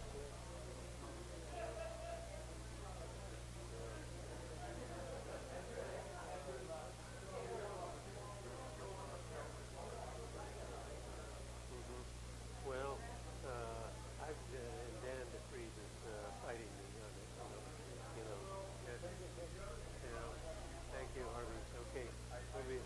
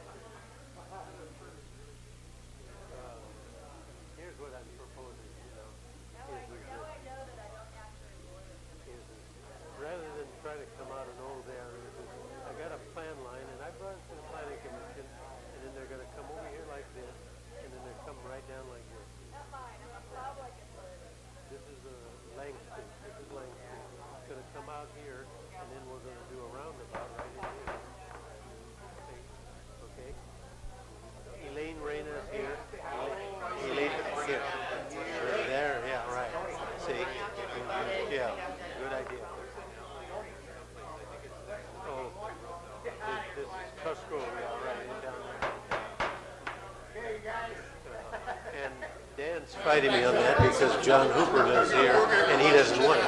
Oh, I don't want it. Yeah, see, and he doesn't want it. And he represents Isha, and he had Isha go over there and drill a well right here. Jolene! They didn't hit anything until they had to abandon it. That's how vindictive he is. Kelsey-o. Jolene! Hey, welcome back, you guys. Could have been a slap. Okay, let's see here. 5B. abatement of public nuisance of the property at 205 the Alameda. Roger or Matt, you guys want to Yeah. get...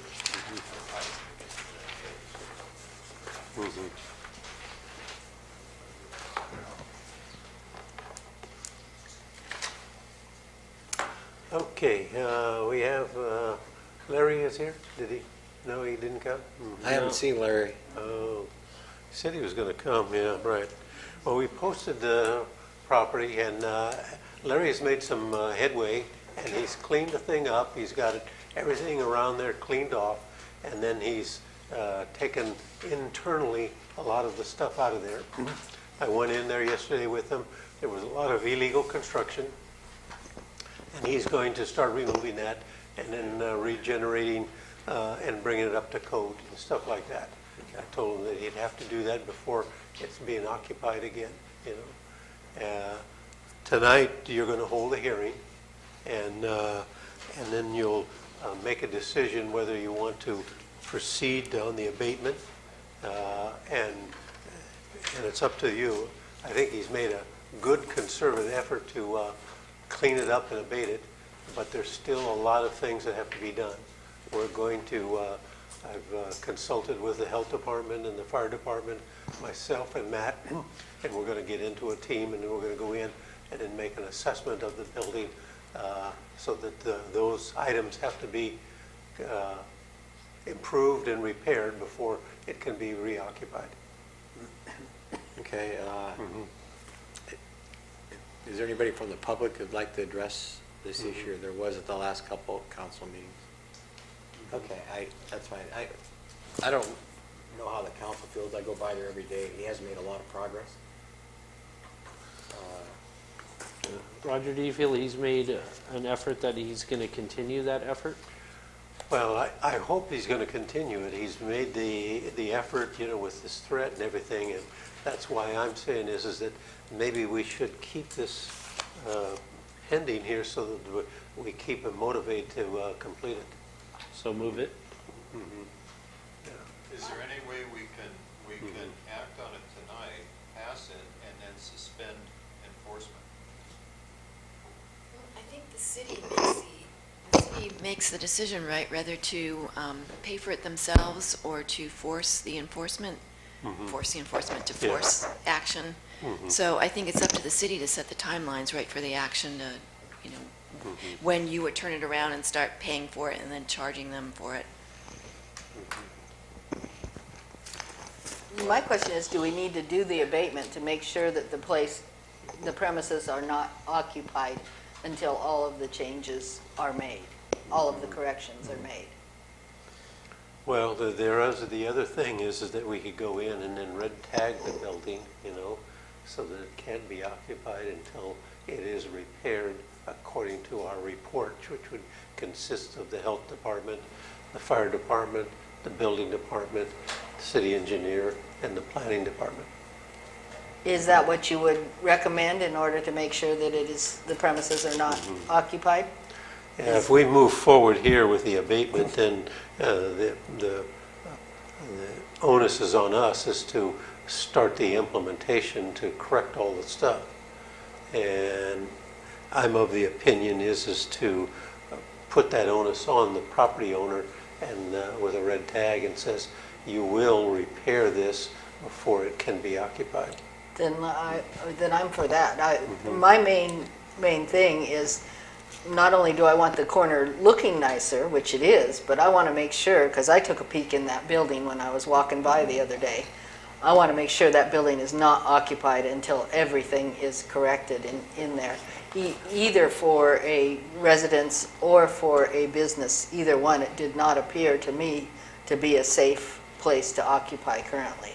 Do you have any kind of a estimated cost, or what do you think it'll cost him so that he doesn't come back with this as it being a financial burden to himself? Well, I think from the standpoint of the building code is that if he wants to occupy it, he has to bring it up to building standards, right? You know, and stuff like that. And so I don't think the cost is relevant at this time. Is that he has to bring it up to code before it can be occupied. But I mean, are we talking like 10,000, 100,000? Well, it depends. The cost is a condition of how much he wants to put in versus hiring it out. If you sit back and hire out everybody, it's going to cost more. Right. If you get in and do yourself, you know. And he always has the option of selling the property. And he has, some help there, you know. Well, I think he's made a lot of progress. Sorry Yeah, that it took that fire, I can't but- deny that. Yeah. He's performed what he should have done a long time ago. Can we just continue this notice of abatement, Or recommend that it be red tagged. which would be more forceful, let Well, me put it that that's way. the question there, is if we continue this hearing, and put it into, you know. Or refer it to the city manager. I think just by approving this, though, you're just giving yourself more options. You can red tag it as well, right? It's not one or the other. You can give the notice to abate, and it gives you the option then of the city making the improvements and charging them, and then the red tag will have it be non-occupiable. That's, Okay, let's, just keeps your options open. You recommend both. and there's no problem with these various inspectors going in there?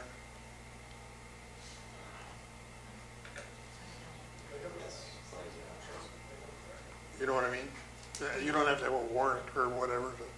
Well, we have to serve him notice that we're going in, yeah. Yeah. You But can I do mean- inspection warrants. You either ask them to allow your inspectors to go on the Go in, property, yeah. and if they don't, you go to court, you get an inspection Okay. warrant. Yeah. I would really like if you would have shown up tonight to give us his input of maybe some type of a plan that he has. Harry, should have been here. We can continue this abatement hearing. But then you're going to have to notice it again. And notice Yeah, it then we again, have to yeah. do it It's again. it's I'd not too like to bad see the, because we have all the permits, you know. The red tag issue. Yeah, I'd rather see the red tag. Okay. Okay. I don't know if you need a motion to that. I think it's an action item, so. Well, Deb kind of recommended, though, that maybe we should go ahead and abate it and red tag it.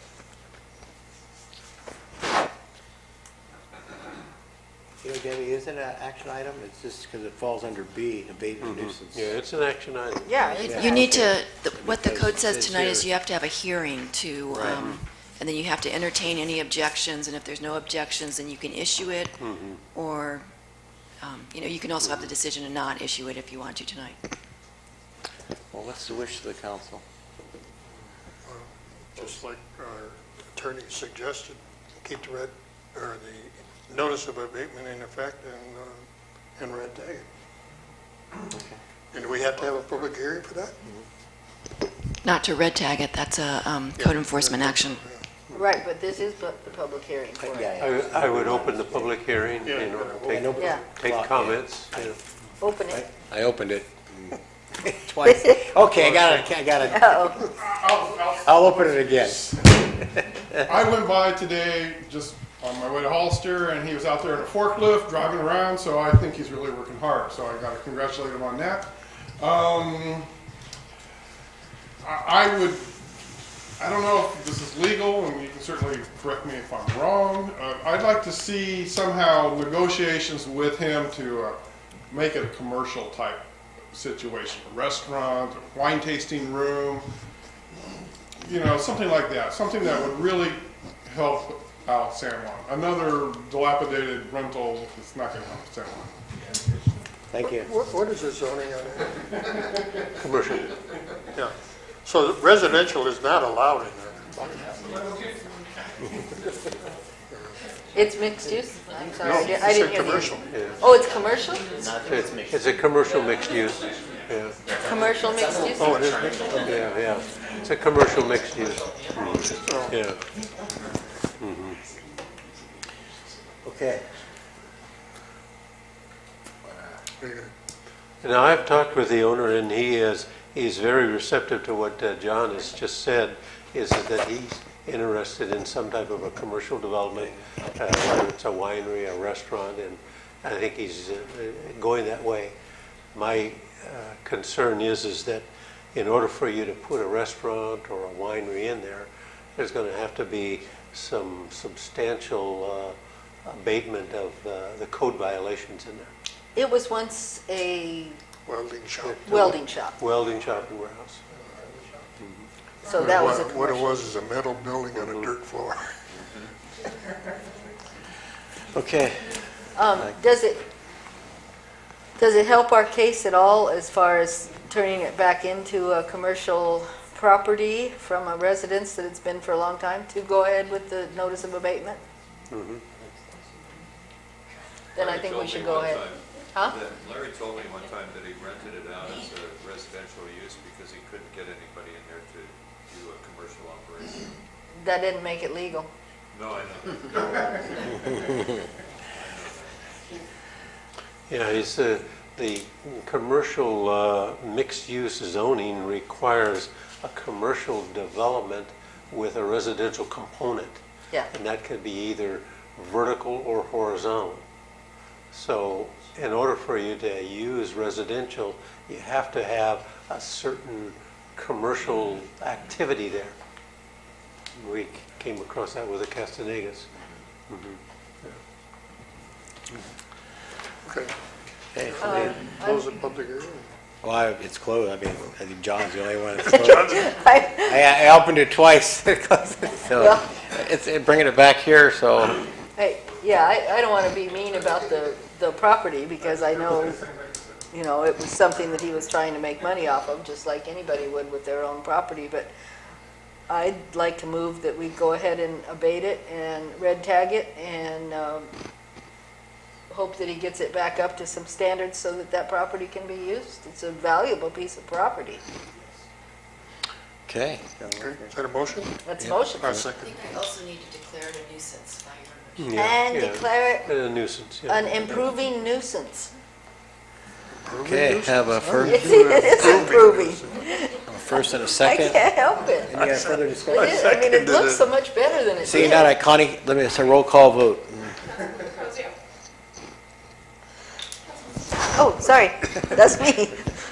Aye. I'm sorry, I'm getting tired. Councilmember Bott. Aye. Councilmember Edge. Vice Mayor Lund. Aye. We're still working on Aye. improving nuisance. Okay. Council being present, the motion is stated by the mayor passes unanimously. Okay, item number 6, action items. Consider approval of Prop 13 reform. And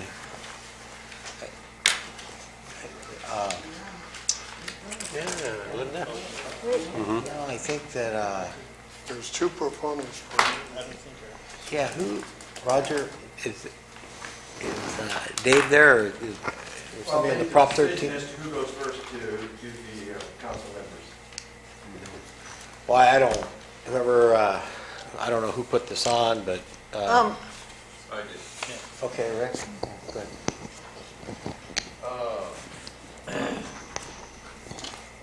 I don't know where to start. This is such a big topic for me.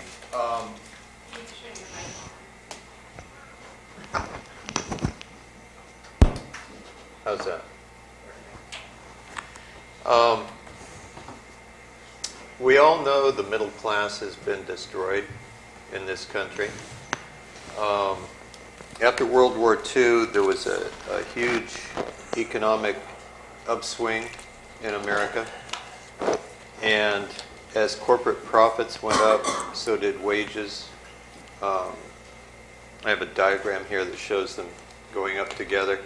Then in 1974, everything changed. Corporate profits kept on going up on the same trajectory. Compensation started going down. I've got a bunch of bar charts here. One example, let me give you a couple of examples. We all know that a lot of the manufacturing in this country has gone out of the country. And that is where the middle class jobs went. You may not know, but in every locality where Walmart has built a store, the average wage of the other businesses in that area has decreased. because Walmart pays so low, they don't need to pay anymore now that Walmart's in there. Let me find.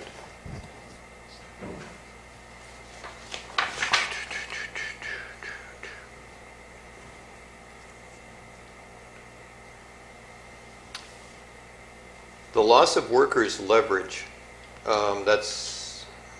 you probably know there's hardly any unions anymore. That's another thing that has destroyed the middle class. On that topic, it's so bad that Volkswagen is a union company. They strongly believe in the workers being represented by a union. And so at their plant in Tennessee, they wanted the workers to vote to belong to a union. And this election just happened a few months ago. The workers turned it down. It's so bad that the workers don't realize what's good for them. Now, I'm not a real big union person, but the fact is that a lot of advances for the working person have come as a result of union efforts. Okay. The loss of workers' leverage was compounded by a radical shift in corporations' view of their mission. In August 1981, at New York's Pierre Hotel, Jack Welch, General Electric's new CEO, delivered a kind of inaugural address which he titled Growing Fast in a Slow Growth Economy. GE, Welch proclaimed, would henceforth shed all of its divisions that weren't number one or number two in their markets. If that meant shedding workers, so be it. All that mattered was pushing the company to preeminence, and the measure of a company's preeminence was its stock price. And that's what's going on in corporate America now. Everything is all about the stock price. To hell with the workers. Now, I'm not saying that corporate America should support all of us and give us checks for doing nothing. And don't think that I'm talking about this because of my own job situation. I have a very good job. I have some very good benefits, some very good perks. But I'm sensitive to the fact that the middle class used to pay the tax burden in this country, and they don't anymore because they don't exist. And the poor can't pay it, and the rich don't want to pay it. And I'm not even getting into corporate compensation, but you all know the stories about how much money some of these people make. And it even flows over into school districts. One of my pet peeves, I just found out within the past year that a lot of school districts pay for medical protection, medical insurance for their school board members. I'd rather see them pay them $100 a meeting. But, you know, medical coverage runs around $700 to $1,000 a month. That is one hell of a perk that's coming out of the taxpayers' pockets, and yet very few people know about it. And I'm not speaking about San Juan because I don't know what they do, but I know this is a very common practice. No, they don't. They do. They did? They don't anymore. Okay, one last thing. Between late 1980 and 1985, Welch, the CEO of GE, reduced the number of GE employees from 411,000 to 299,000.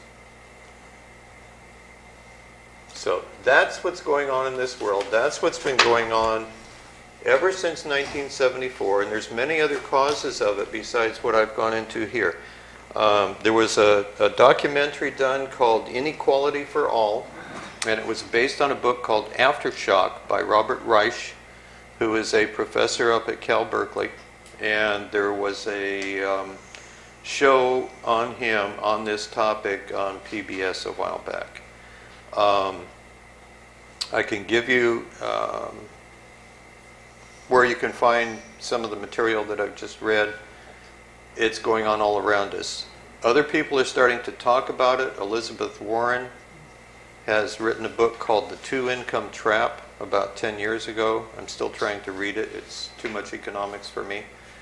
But the two-income family started basically in 1974. That was a big year. And the problem with a two-income family, now it's a necessity. But before, when just the man worked, or let's just say one of the two of a couple worked, to be politically correct,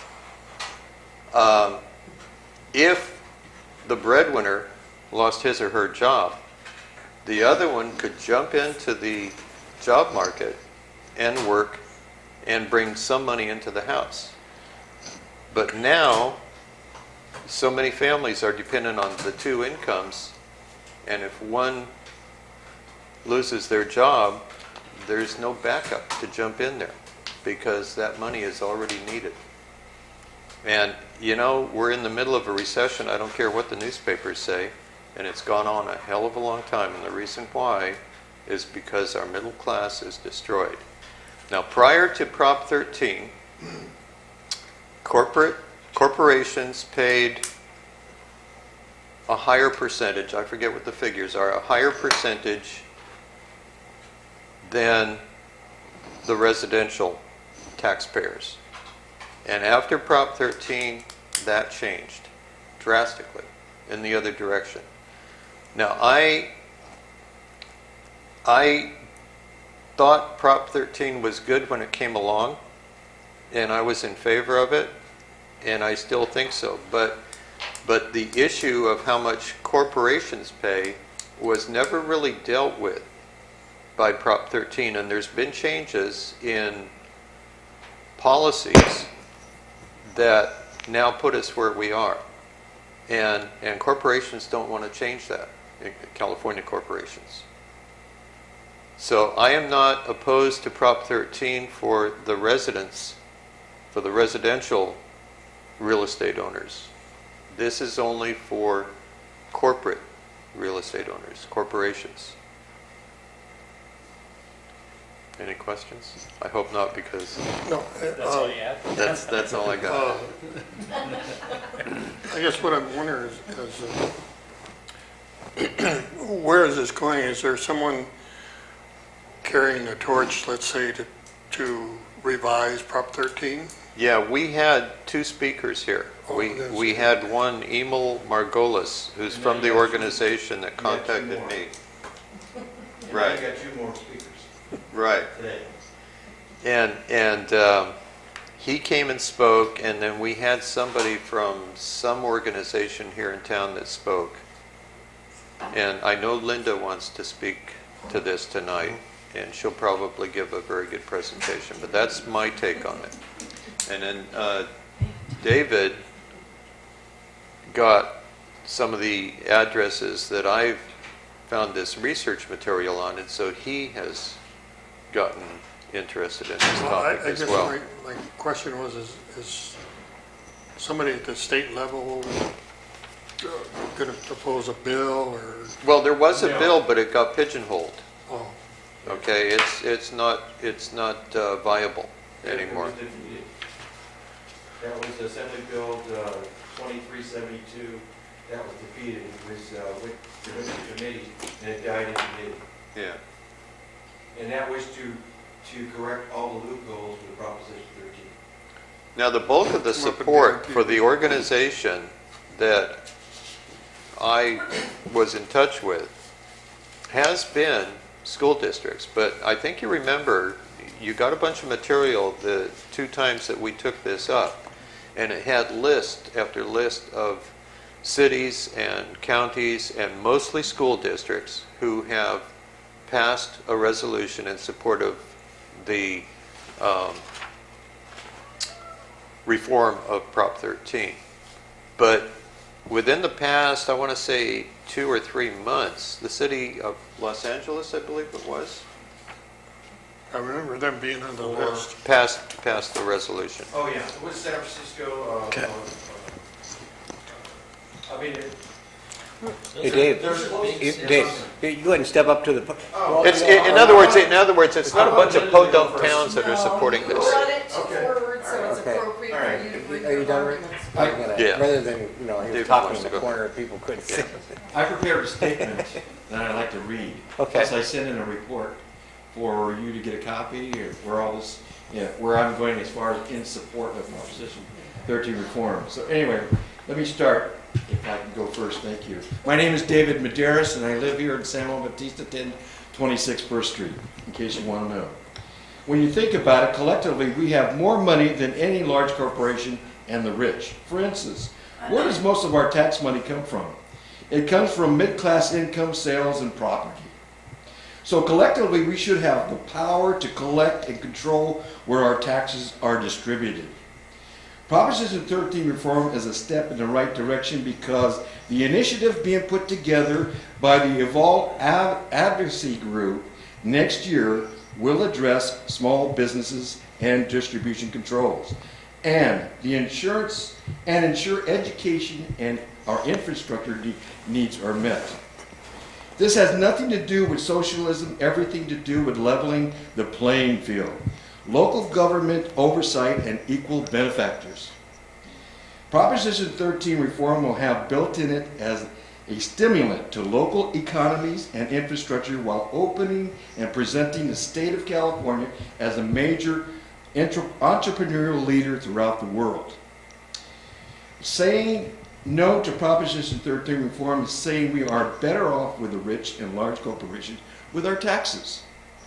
If so, regardless of past records and facts, since they are in power, you are still willing to stay the norm. Look where San Juan Bautista sits in light of our local economy. Can you point to where the norm has improved our way of life? I don't think so. Together we need to reform Proposition 13 by sending a message to Sacramento.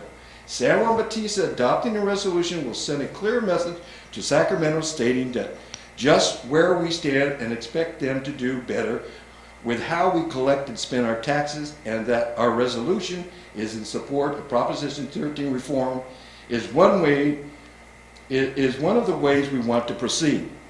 Let's support Proposition 13 reform because it is the right thing to do so beyond a reasonable interpretation. The Evolve Advocate Group is trying to defend and preserve and improve our way of life against all odds with large corporations and the rich with their lawyers and lobbyists. Why wouldn't you join Evolve Group?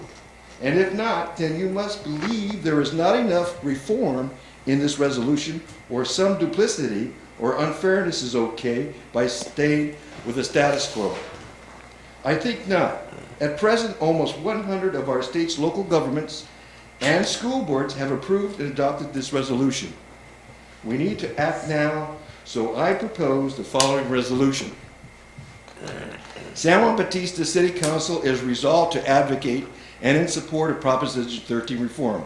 Whereas voters in the state of California approved Proposition 13 in 1978, and whereas Proposition 13 created limits on the property taxes paid by residential and commercial properties, and whereas loopholes in Proposition 13 has shifted the tax burden away from the commercial properties to residential properties, negatively impacting everyday homeowners and working families. And whereas the state of California continues to face chronic budget crisis in large part because Proposition 13 has forced the state to rely on more volatile revenue sources than the property tax like income and sales taxes paid by working families that move in tandem with economic cycles, causing deficits and requiring cuts to vital services.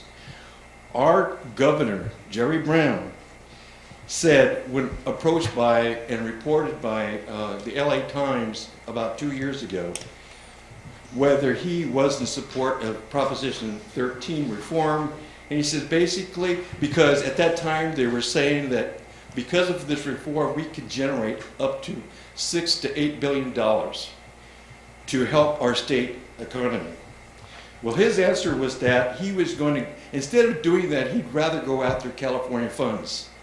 So going after California funds, it would be talking about education, infrastructure, employment, environment, our state parks, health, and safety.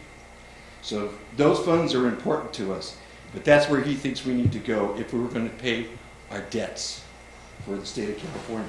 Whereas Proposition 13 is an anti-competitive in that new entrepreneurs and business businesses must pay fair market value for their property, while commercial property owners who have owned their property for a longer time pay disproportionately lower property tax rates. And whereas regularly reassessing non-residential property would, according to analysis of data provided by the California Board of Equalization, generate at least $6 billion in additional revenue for California, and shift the tax burden from the homeowners, renters, and working families to corporations and commercial landholders.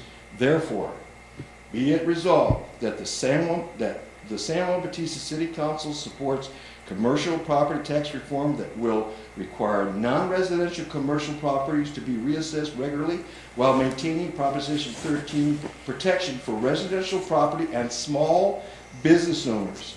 And be it further resolved that the San Juan Bautista City Council will communicate this position to local elected officials. I tried to contact Jerry Brown, our U.S. Republican Representative Sam Farr, the California District 12 State Senator Anthony Canella, and California Assembly Member District 3 Luis Alejo, with no response. Except for our San Benito County Tax Assessor Mike Slavich provided a bipartisan statement, and that San Benito County stood not to gain much due to our political clout, and as a result of any Proposition 13 reform. Please remember, Proposition reform is not addressing what is wrong with Proposition 13, but what is unfair, and in doing so will benefit all economically, socially, and morally. So anyway, I sent a copy of this, and I am in favor of the reform and give the power back to the people instead of the corporations. Really, that's our money that they're using, that we could be using in our favor. Thank you. Linda, do you want us to hand Mike? Wow. No, I'd like to stand there. Sure. Yep. Thank you for letting me go first. Well, I wanted to hear what you had to say, and I'm glad that I did, because it seems as though the argument has shifted from the first times this, I say times because what is this, like the fourth time that we've discussed it, and I'm prepared to address the way it was presented. I mean, I have some broad brush comments as well, but I'm prepared to address it the way it was brought. And the organization I think you were asking about, Councilmember Bach, was this Evolve. It was called Evolve, the one that first brought it. And you said, I received this information from them. It was Councilmember Edge.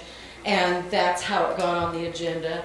And then there was discussion at the following meeting. And so it's kind of gone back and forth. But that proposal that was brought initially to this council had to do with the property owners, commercial property owners, big corporations that sell their real property but retain a small percentage of it, and thereby not being reassessed on the property. That's how it was first brought. What I believe I'm sorry, Dave, last name? Medeiros. I was going to say Mr. Medeiros, but I couldn't remember your last name. I'm so sorry. Just mentioned was called, it's a split roll is what he's talking about. It's saying there will be one property tax for residential and another property tax different that will be reassessed year after year for commercial. That is a completely different animal than simply doing the reform that was initially brought. And what I did was I wrote down a very brief statement in the interest of brevity, although I now make no promises. You told me I could have about 30 minutes, didn't you, Mayor Moore? No, I didn't say that. I'll be out of here at 10 o'clock. No. I'm pretty sure you said I could have 30 minutes. No, I'm kidding. But in any case, and the other thing too is that what I heard, from Councilmember Edge tonight was a history lesson on the economy of the United States and corporations in New York and so forth. I'm focusing on California because obviously that's where we are and that's what we're being asked to reform in the state of California. And, you know, it doesn't surprise me that almost every city council and every school board, because this was originally promoted with the argument that the money, we need the money for schools and education. And therefore, if we can take the greedy corporations' money from them in this manner, then we can still have our cake and eat it too. And that is just not a promise or a commitment in any reform for Prop 13. Our state has demonstrated for 50 years that they are tax and spend. They do not know how to remain within a budget. And this is one thing that I really commend this council, because you inherited, I don't know if any of you were on the board, or on the council, but you inherited debt, and you inherited a half-baked project that wasn't delivering what it was supposed to deliver to the people, and we're all now paying for it. But you have done a fabulous job. And why is that? Because you run this city like a business, and you try to live within your budget, and you don't have sources to just go out. We need money, they have money, let's take it. That has been the tax and spend mentality of the state of California for 50 years. And if I'm not mistaken, that's the definition of insanity, doing the same thing over and over and expecting a different outcome. They're not getting more money, they're sending corporations out of the state of California, which is reducing the revenue that's available. So, now back to my script. Modifying Prop 13 is a bad idea. First, voters intended Prop 13 to protect all property owners, and they have rejected previous attempts to impose higher taxes on businesses, known as the split roll tax, knowing that this would inflict irreparable harm on California's economy by discouraging investment in this state. The sales pitch to adopt this resolution to tax corporations on certain real property transactions is that we need money for schools. Well, nobody disputes that California is one of the lowest in per pupil spending.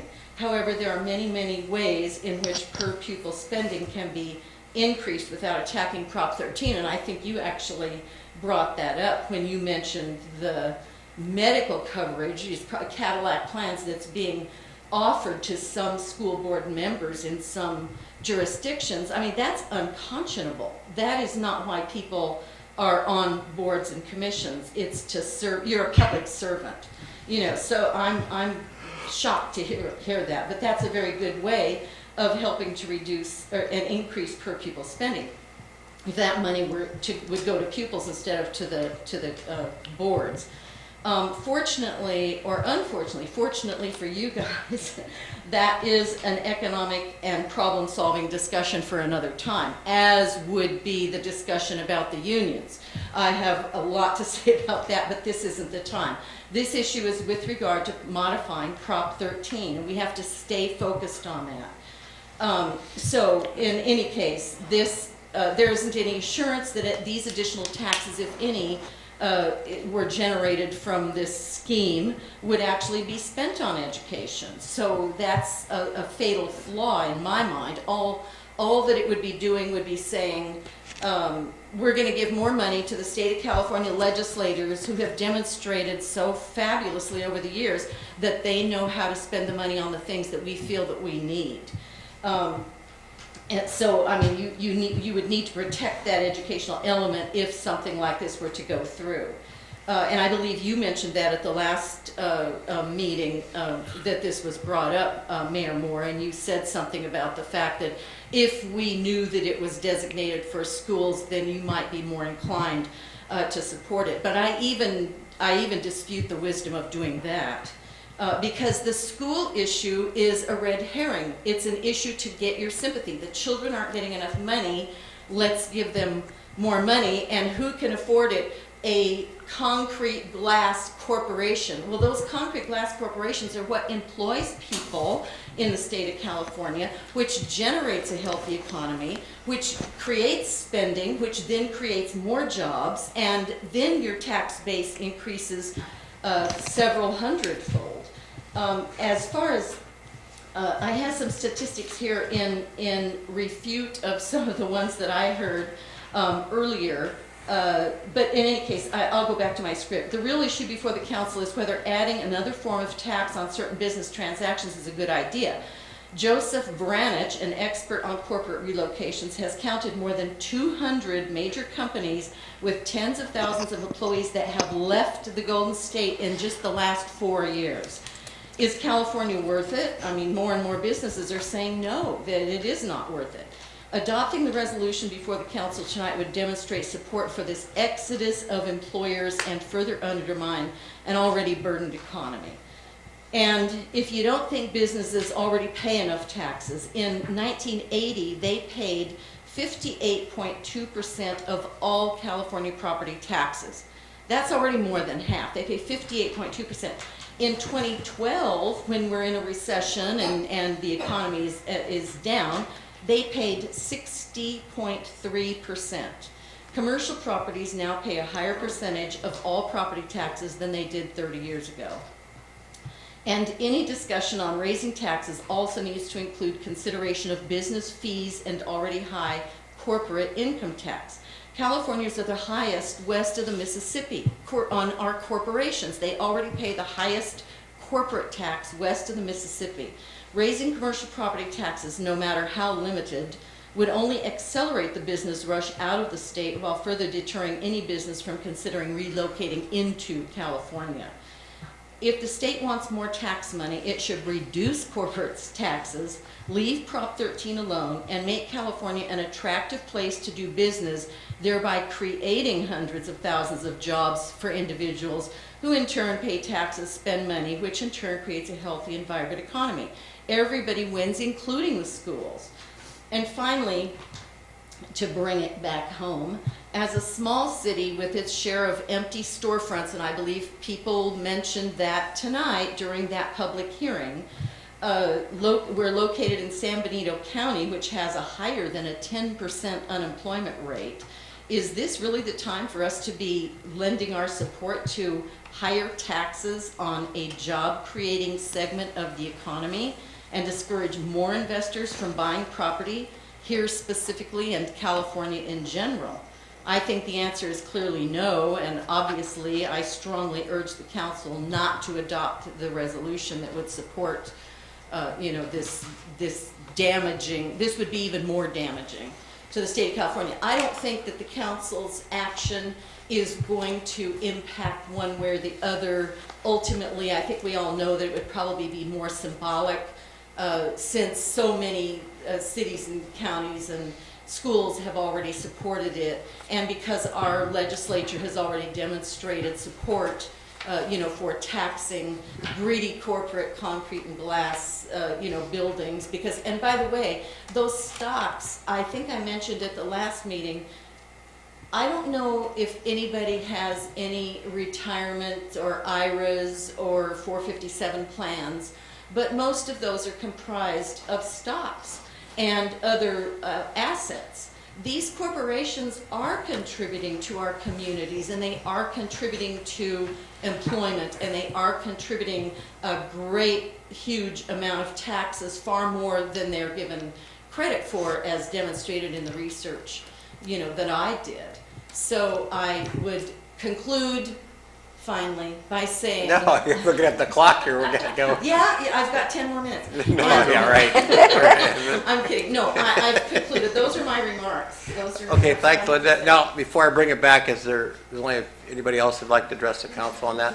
And I'll only give you 3 minutes. But okay, I'm going to close it and bring it back. Yeah, we heard yours. Yeah, but... The thing is that I know you heard my point of view and what have you. Some of the things that she brought up, the attention as far as we're losing businesses and what have you. I'm telling you right now, it is not taxes that are driving business away from the state of California. It is competition. The competition is elsewhere. That's why they leave. Okay. And and what's happening is that these companies, but I forgot to tell you last time, they're coming back. It's too expensive to start shipping and too expensive for security, whatever it takes to get those companies that are overseas to start shipping back to us. So now, including Walmart, they are spending over $7 billion to start putting more business manufacturing facilities in the United States because of those facts. So it's competition, and it's not the taxes. Thanks, Dave. Okay, nobody else wants to speak? Well, I get to make my rebuttal. Oh, man. You know what? I should. Do you want to make No, okay, I then I'm wanna gonna make then I'm one gonna bring it sentence. back for discussion, and then. Well, wait a second, I want to make Okay, make one comment. He was talking about bringing it back to the United States in general. Okay. He was not talking about the state of California. This matter Okay. before you tonight is with regard to Prop 13 in the state of California. Okay. So please keep your focus I here. will. Thank you. I will. Okay, I got it. Okay. You two Okay. kids go outside and find. Yeah. Hey. Okay. Go ahead, Jolene. I'd just like to say that while I feel like I am far more educated on this matter from all three speakers, because Rick gave a lot of information also, I have not changed my opinion, and I have no desire to support a resolution to change Prop 13. Okay, Tony, you want to talk? Well, I have to rethink my philosophy. I used to be a very liberal Democrat, but watching what the Democrats have done to the state of California in the 50-some years I've been here, I mean, how many billions of dollars for a bullet train? Come on, you know. And my real problem with reform on Prop 13 is it goes back to, you remember when we voted in the lottery? You guys remember that? That was going to take care of the schools. You know, so now we have to change Prop 13 to take care of the schools? I don't think so. My real problem with the state of California is, like Linda said, the legislature is a tax and spend. They have no idea. I mean, if I was guaranteed where this money was going to go, I'd be all for it. But right now, I can't. Sorry, Rick. Okay, Rick, do you want to follow up? Yeah. Robert, do you have anything? Gets tough on this area. You know, a lot of education, you know, tonight and stuff I've been looking for, you know, I'm looking at the cities and stuff that are backing this, and they're big cities with a lot of commercial real estate, and just, you know, the information going back and forth, looking at what cities were, you know, backing this. You know, a lot of homeowners that had, you know, Prop 13, they're gone, you know, and now it's just the corporations with it. So it's kind of hard to decide on. But you know, there's a lot of cities that are backing it, and you know, there's a lot of reason with that. Okay, just to make it quick and short, I wouldn't support this, and I'll tell you why. I would, if what Councilman Bach was saying, if I knew exactly where that money was going, to cops, firemen, but it goes to the bureaucracy, and it never gets trickled down to the classrooms. It'll go to administrative programs, so on and so forth. I'll tell you a story. We went to a fire committee meeting, and Dick Pitchka, they got a $100,000 grant for Fire Safe Council to clear up the canyon. They took the county of Santa Clara, which was the representing agency for that grant, took $15,000 right off the top. He was livid. He goes, where'd it go? Who knows? They took $15,000 right out of that $100,000 grant. And I asked Roger, He goes, you know what? He goes, when I write a grant, they say, how much do you need? Roger says, oh, $500. But hey, recently, 2 meetings ago, the county of Santa Clara took 15 grand out of that grant. So you know what? Until you tell me exactly where it's going to go, to the classroom, to the students, teachers' aides, cops, firemen, I would not support it. I don't disagree with it, but it's just a loose ticket, and I won't support it.